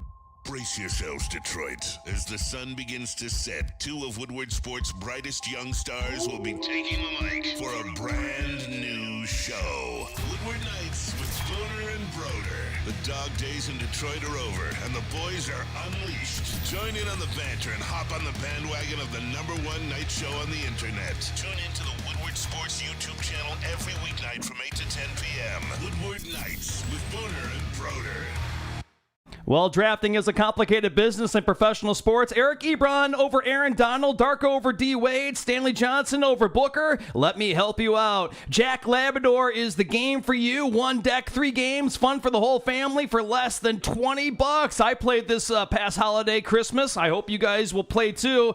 You'll love your Jack Labrador. Pick more than you love Sam Laporta and Jahmyr Gibbs. Draft like Brad Holmes. Draft at jacklabrador.com now, or scan the QR code right above my head. Back to more Ermanni and Edwards with Sean Baligian and Matt Shepard. Why do you always bring things like that up during the break, dude? I don't know, because you and I just like talking I know, sports. because you know what it is? It's like so funny, too, because we both did some Matt games back in the day, and you were talking about Max Crosby, and... he's a badass. Man, do you know how many times people look at a guy from the MAC and like the average fan and just goes, he's a MAC guy? Like, do you remember Randy Moss? Were you doing Eastern that year? They're pretty short-sighted. No, if they there's look no at doubt the about MAC, mid-major football is really good. You know, it really is. I don't think there's a lot of really good players. You weren't doing Eastern like in '97, were you yet? Do you remember? Yeah, I did it in '99. I did it for like 20 years. I did it in '99. So when I saw Randy Moss, I told all my buddies, I said, this guy's a freak. He's going to do things in the league. And then the first time that they showed them was against Toledo, the team that I was doing games for, and people were going, well, he's going against Toledo. Look at the competition. And I'm like, dude, okay, that guy that was one of the 2 guys covering him will be drafted in the NFL. And his name is Clarence Love. He was a 3rd-round pick of the Raiders. Right. And he ate 2 guys alive. Yeah. Just ate. And Randy Moss, we can say whatever we want, generational player, man. Unbelievable. Player. Yeah. No matter what you think of him as Randy Moss. Probably a top 5 receiver all time. Easy. I would say this: the Las Vegas Raiders. I'm not saying they're the measuring stick. They have 2 defensive captains. They're both from the MAC, and they both played in this state. Max Crosby, who played at Eastern Michigan, and Robert Spillane, who played at Western Michigan, as their middle linebacker. It's amazing. It's incredible. Yeah. Mac's got really good football. I remember when my kids played in high school. I used to have some of their kids' fathers come up and say, "Hey, what do you think my kid can play?" I said, I don't like answering those questions. And they said, well, you've called the MAC for a long time, and you cover the NFL. I said, yeah. I said, but it's really not smart for me. No, come on. I said, okay, I think your son's a GLIAC kid, and that's good. You know, GLIAC's got some good football. Grand Valley's good. Ferris State's good. Yep. You know, those are Saginaw Valley. I mean, if I could keep playing, yeah, absolutely. There's nothing wrong with it. Oh, no. We think he can play at Western Michigan. Then you force me to say he can't play at Western Michigan. Yeah. Western Michigan's really good. Yeah. Western Michigan's got good linebackers. You have to be big and you have to be fat. I'm not saying they're Alabama. I'm just saying you got to be a good player to play in the Mid-American Conference. Dude, it jumps. You'll remember this. watching Joyke Bell, I told anybody to listen, that's an NFL player. Yeah. Whether you want to admit it or not, Yeah. that guy's an NFL player. I saw him do things that, I don't care what level, when you dominate the way a guy like that does, man, it sticks out like a sore thumb. You got to do your homework, man. I mean, Jack Lambert, Antonio Brown, Ben Roethlisberger, we can go on and on and on about mid-major players. No doubt. All right, Alex, hanging on the line, Intern Alex. It is our Wolverine Wednesday segment, sponsored by our friends at Skinny Butcher. Let's welcome him in. Do I call you Alex or do I call you Intern Alex? How would you like me to refer to you, Alex? Whatever you like most, Sean.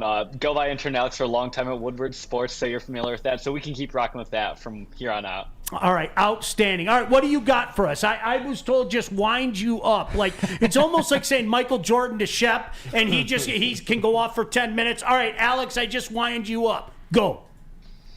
All right, yeah, so big week coming up. We finally got the Rose Bowl, and I'm excited to hear, because usually on this show we have me, Braylon, and Ryan. We have a very heavy Michigan block, so I'm excited to hear from especially you as Spartan what they think of this Michigan-Alabama matchup a little bit, and what they see if the confidence is just coming from Michigan circles or from other people. So I want to hear your thoughts first on what you think of the Rose Bowl. Okay, I'm glad that you asked, and I'm being very sincere when I say this. The difference between this year and you weren't beating Georgia 2 years ago. Wasn't going to happen. Wasn't you know it? I know it. We can all admit it now. Nobody was, but yeah. You weren't beating Georgia, okay? Yeah. Last year, maybe you beat TCU, but again, you're not going to beat Georgia. I think we all knew that, okay? Legitimately, the Michigan Wolverines have a chance to win it all. They do. Right? Now, listen, do I think that they're going to beat Alabama? I don't. I could be wrong. Why? And if I'm wrong, why though? You know what? I am going to go, and you know that I subscribe to I've watched these SEC teams for years just assert themselves on both sides of the line in games of this magnitude. I've seen it too many times. And maybe I'm a creature of habit, and if I'm guilty, but let me say this to that point, to both of you guys. I won't be surprised if Michigan wins this game at all. Yeah. I won't. My jaw won't go, oh, wow, they beat Alabama. I thought for most of the season they looked like the best team in the nation. I've just seen it too many times in games like this, whether we want to admit it or not, and if you want to call me an SEC slappy, go right ahead. You're an SEC slappy. I've watched too many of these SEC teams do that with speed and strength. I've seen it too many times. Yeah, I think Michigan's got decent speed. I think they definitely have the strength. I don't know if they have the speed on the edges, which is what SEC teams are usually. This is going to be, in my opinion, a low-scoring game. Michigan, this is the obvious. They've got to be able to run the football. If you can't run the football on Alabama, it takes away your play action. I think it cuts out what you can do with your tight ends, which is, I think, Michigan's strengths offensively, and you're going to have serious problems. All right, Alex. Yeah, I think this year Michigan is very well suited to beat Alabama. I think Michigan is built to kind of beat Alabama. I think all their weaknesses actually play right into Michigan's hands. They have a weak offensive line outside of J.C. Latham. I think Michigan's edges are going to be able to get some pressure on Milroe, and they're going to be able to collapse the pocket. We have the best defensive tackle duo in the country. Along with them, we know Caleb Burton's a great receiver, but they don't have their typical Jalen Waddle, Amari Cooper type guy as well. So I think Michigan's secondary is going to make it really hard for them. And I think for each team, I think it's going to be a battle of the quarterbacks. However, I think the more important thing is going to be what quarterback are they going to be able to run with more? Because both Milroe and McCarthy are going to have a very hard time moving the ball downfield. So being able to lighten up the box for the run game up the middle with the quarterbacks, I think might be one of the key aspects for this game, which we have not really seen much this year. Let me ask you this. You bring something up interesting about their offensive line that struggled at the beginning of the season, but lately has been absolutely excellent. Why do you think it's a weak point for Alabama when it's been a strength for them as of late? It's a strength as of late, but the stats ultimately just don't lie. They've given up the 8th most sacks in college football with 43, and they've given up 78 tackles for loss on run plays this year, as opposed to Michigan with only 34. So yes, they played a good game against Georgia and been doing slightly better, but a weak point is still a weak point, and they're going up against one of the best defensive lines in college football, especially on the interior. You know what, young man? That was a great answer. And I just said young man, and I probably realized that was incredibly demeaning, so I'm going to apologize to you now. Oh, my God. I'm sorry, but everybody's a young man compared to Knock it off. Everybody's a young man compared to me, so I apologize for that. No, but do you know what this reminds me of, Shep? all those years with Bobby Bowden teams before they finally got there, okay? Yeah. Everybody and their brother would say Florida State's the most dangerous team in the country. That's right. Okay? By the end of the year, because it was a work in progress. And I think you hit the nail right on top of the head. This Alabama team right now is not the Alabama team that looked so out of sorts. Forget about the loss, okay, to Texas. That looked out of sorts more often than not. Teams get better as the year has gone on. And I think this Alabama team, to your point, the numbers, both things can be true. The numbers aren't pretty, but boy, oh boy, they've gotten better as the year has gone on. Mm-hmm. Yeah, completely. They've gotten better, but Michigan has as well. They've started playing better and better offense the year goes on. Did great against Ohio State, which has a higher ranked passing offense and rushing offense than Alabama. So I don't think that's just a product of, SC defense either. So I think Michigan is really ready to take it to Alabama and make a point. Because I think they're going to be angry and playing fired up with Harbaugh finally back. And they really want to make a point to prove everyone wrong with all the cheating scandals going on this year as well. Yeah, I think emotion only takes you so far in a game. Let me ask you this. Zach Zinter is gone, and he is their best offensive lineman. How much of an impact will that have?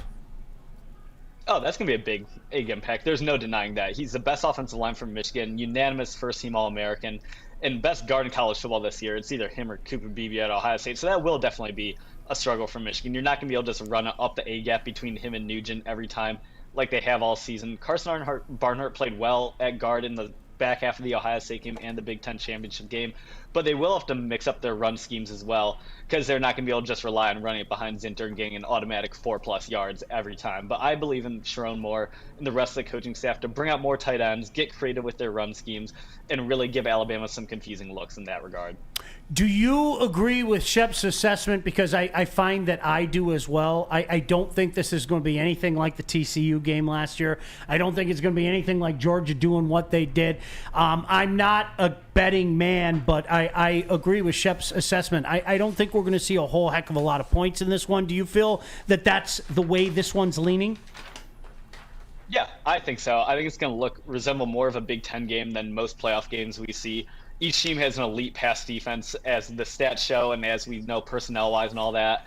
Alabama's not the same offensively as they have been in the past. They aren't a ground-and-pound team with a running back like Henry or Ingram like we saw before. And also, one thing that's really underrated is these are the best two punters in college football. I know Tommy Doman is second in the country in hang time, and Alabama's punter is first, and they are both by a wide margin. So I think we're going to see a big field position game coming in a very low-scoring affair out in Pasadena. Shep, look at this guy. He's bringing it. Good job. Stuff, hey, what else do you got for us, Alex? I think one of the big things as well, this stat I find really funny and I've brought up on the show before, but this year, Alabama's rushing defense isn't as good as it's chalked up to be in the past. They're the number 4 rushing defense in the state of Alabama this year. They're behind Jacksonville State, Troy, and University of South Alabama in rushing defense. So if Michigan's able to get some creative looks going and Edwards and Corum have a big day, I think that's going to be the key to victory for them.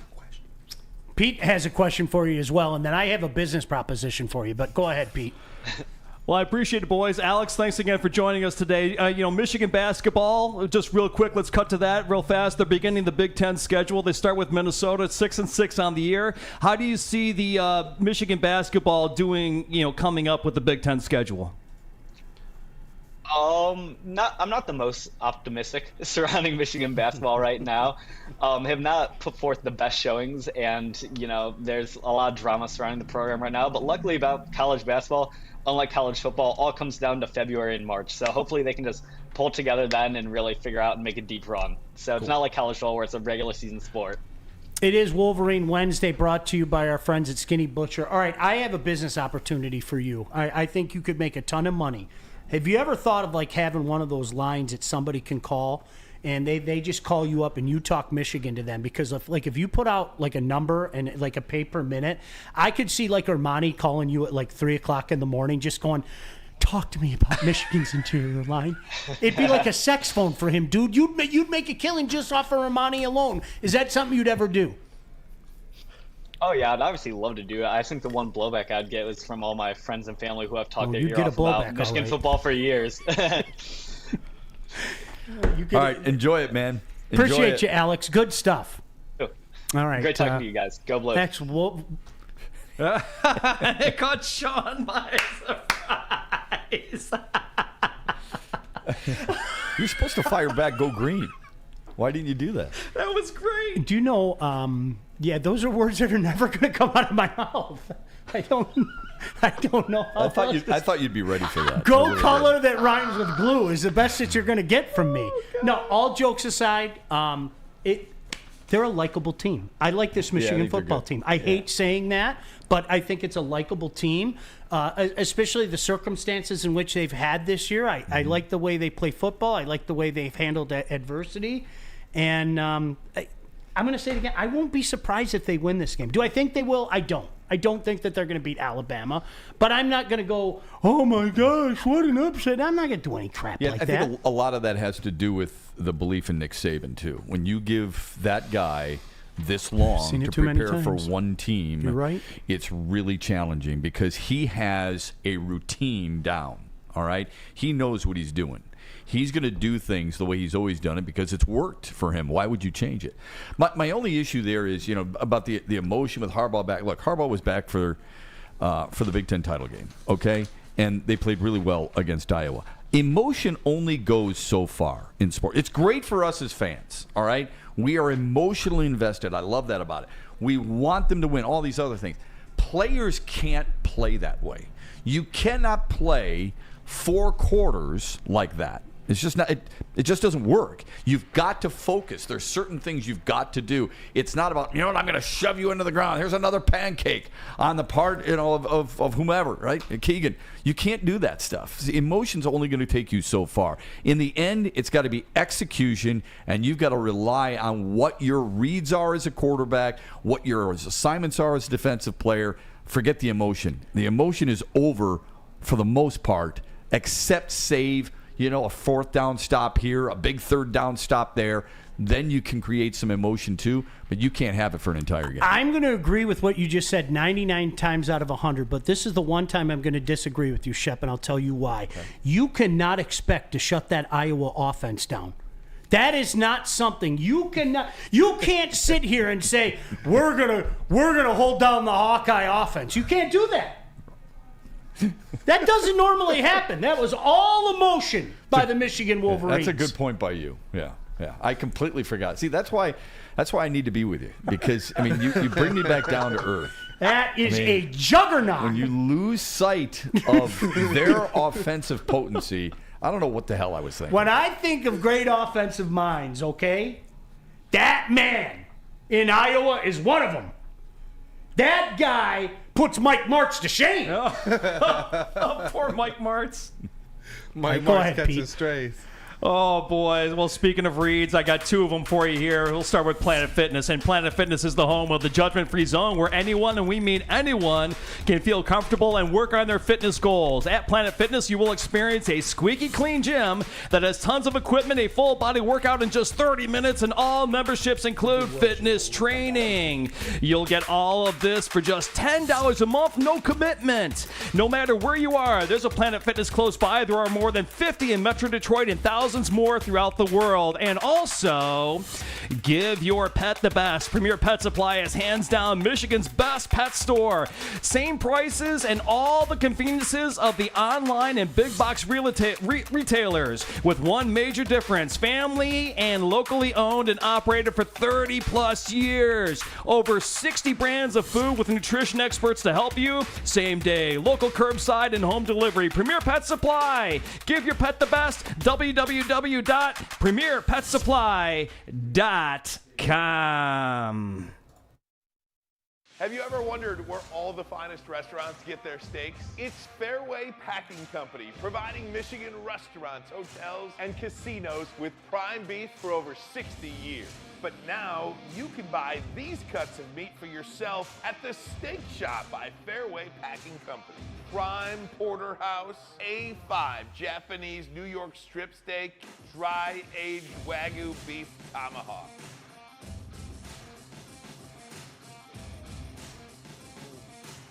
Delicious. Get to the Steak Shop today. Enjoy fine wine, have a private party, and get the finest cuts of meat anywhere. The Steak Shop on Mack Avenue in Grosse Pointe Woods, or order online, fairwaypacking.com. Any Lady Jane's Haircuts for Men for an award-winning haircut experience from one of our talented stylists, and register for a once-in-a-lifetime opportunity to win an all-expenses-paid suite for the 2024 NCAA tournament for you and 5 of your best buds. That's right, college basketball's most elite event. You and your 5 best friends just get to any Lady Jane's today for an award-winning haircut experience and automatically register to win the trip of your dreams. Lady Jane's Haircuts for Men, open 7 days a week. Walk in anytime. Lady Jane's, it's wicked awesome. Your home is your most important asset. Flexibility in the sales process is key. When you work with Mark White and Associates, you can cancel at any time, for any reason, without penalty. Speaking of flexibility, check this out. Who you work with matters. Hire the best broker in the game.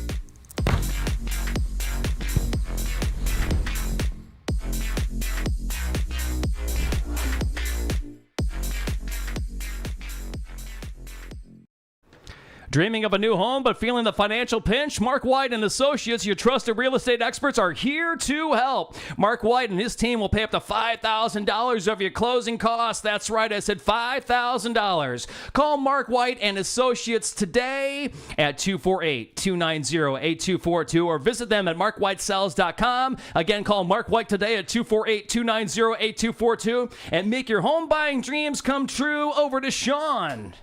You know, I want to tell you about our friends at Bullseye. Join Woodward Sports and Long Drink live every home game for the official Lions VIP tailgate. Eastern Market, Shed 5, always a bash.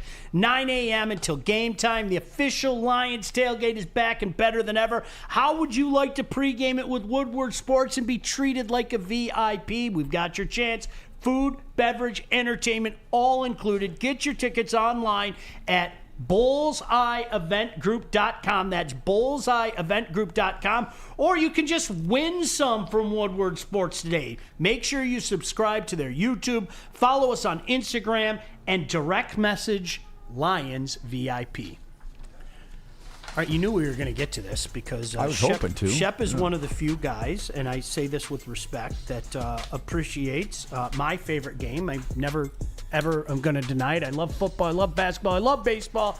Hockey's something special for me. Shep, I say this with all respect to the other events. I love the Stanley Cup playoffs. There's nothing quite like a Stanley Cup run here in Detroit, not only for media purposes, but just, you know, the buzz in the air. Absolutely, positively love the Memorial Cup. As you well know, it's coming to Saginaw for people out there that haven't experienced what an event that is. The college tournament has really come on as well.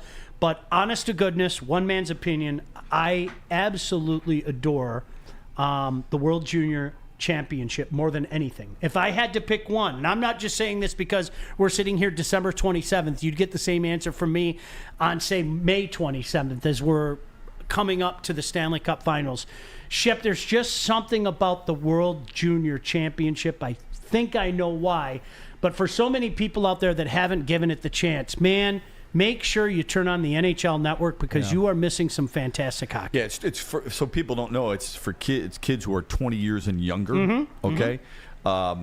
Most of them college kids. Some of them are playing for the National Team Development Program right there in Plymouth. Used to be in Ann Arbor, now in Plymouth. And Michigan is decorated with it from Michigan State University and the University of Michigan. And if it still doesn't catch, you know, a little bit of a twinkle in your eye, know this. There's a kid by the name of Trey Augustine who's the goalie for Team USA, or one of the goalies. What do they carry? 3 goalies, I think. He's the man.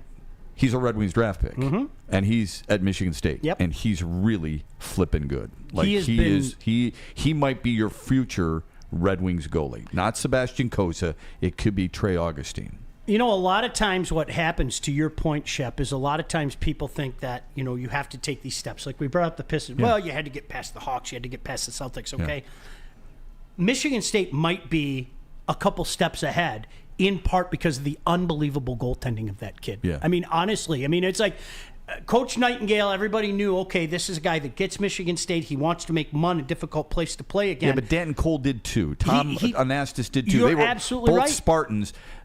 Adam Nightingale's a little different. He's a really good coach. I mean, if you and I knew him from when he worked at MSU under Rick Comley and or Tom Anastas, and when he went to the Red Wings. NTDP as well. Yeah. You right. know, and I think a lot of it has to do with the guys that he's getting. Guys that wouldn't have had a second thought about Michigan State even a couple of years ago. Now all of a sudden, hey, we see what's going on. And I don't want to disrespect Brandon Naurato and the job that he's done at Michigan as well. Certainly, I could go all Spartan slappy, but Naurato's done a great job there. But Shep, there's something different when those kids are playing with their country on their jersey. Yeah. There is. You can't explain it. It just is. And it's such a fun turn. Watching these German kids today celebrate like they won the freaking gold medal beating the Finns was awesome today. I'm sitting at home pumping my fist for these kids, right? Yeah. It is a great tournament. If you haven't given it a chance yet, look, I get it. There are people you're never going to give hockey a chance, so I'm not talking to you. But the guys out there that, what's going on with the Wings? And okay, you know what? Give it a shot if you haven't given it a shot yet. You'll enjoy it. You will thoroughly enjoy it. You'll feel and see the passion. U.S. beat Norway yesterday. They play tomorrow. Who do they play? Switzerland tomorrow? Switzerland, I think. Yeah. So. Who have a very similar model. It's funny how you mentioned the NTDP. When they started the NTDP, when the United States started this development program, a lot of countries around the world said, what are those silly Americans doing? Yeah. What a dumb idea that is. Most of them copied it. They did. Yeah, they know what they're doing. They know what they're doing, and you're seeing. That's why you're seeing Germany. That's why you're seeing Switzerland. You're seeing Slovakia, whatever the case may be. You're seeing them start to have success and churn out some more players based on the model that they started many, many years ago, as you mentioned, out in Ann Arbor. I think that's going to do it for us. Okay, Any final words before we go? No. Enjoyed it. See you tomorrow. Michael Jordan. Let's move Have Shep to the yourselves right a a little great bit. day. Move to the right a little bit, Shep. There's the Brady Bunch shot. Oh, there we go. There we go. Okay. Look good. at his anger. Thanks, Dad. Kool-aid, thank you. You're the best. Yeah, way to go, guys. Pete Appreciate your Spider, help, man. You guys want to do Good it stuff. tomorrow? Yeah, we're Let's doing do it tomorrow, baby. See you guys. All right.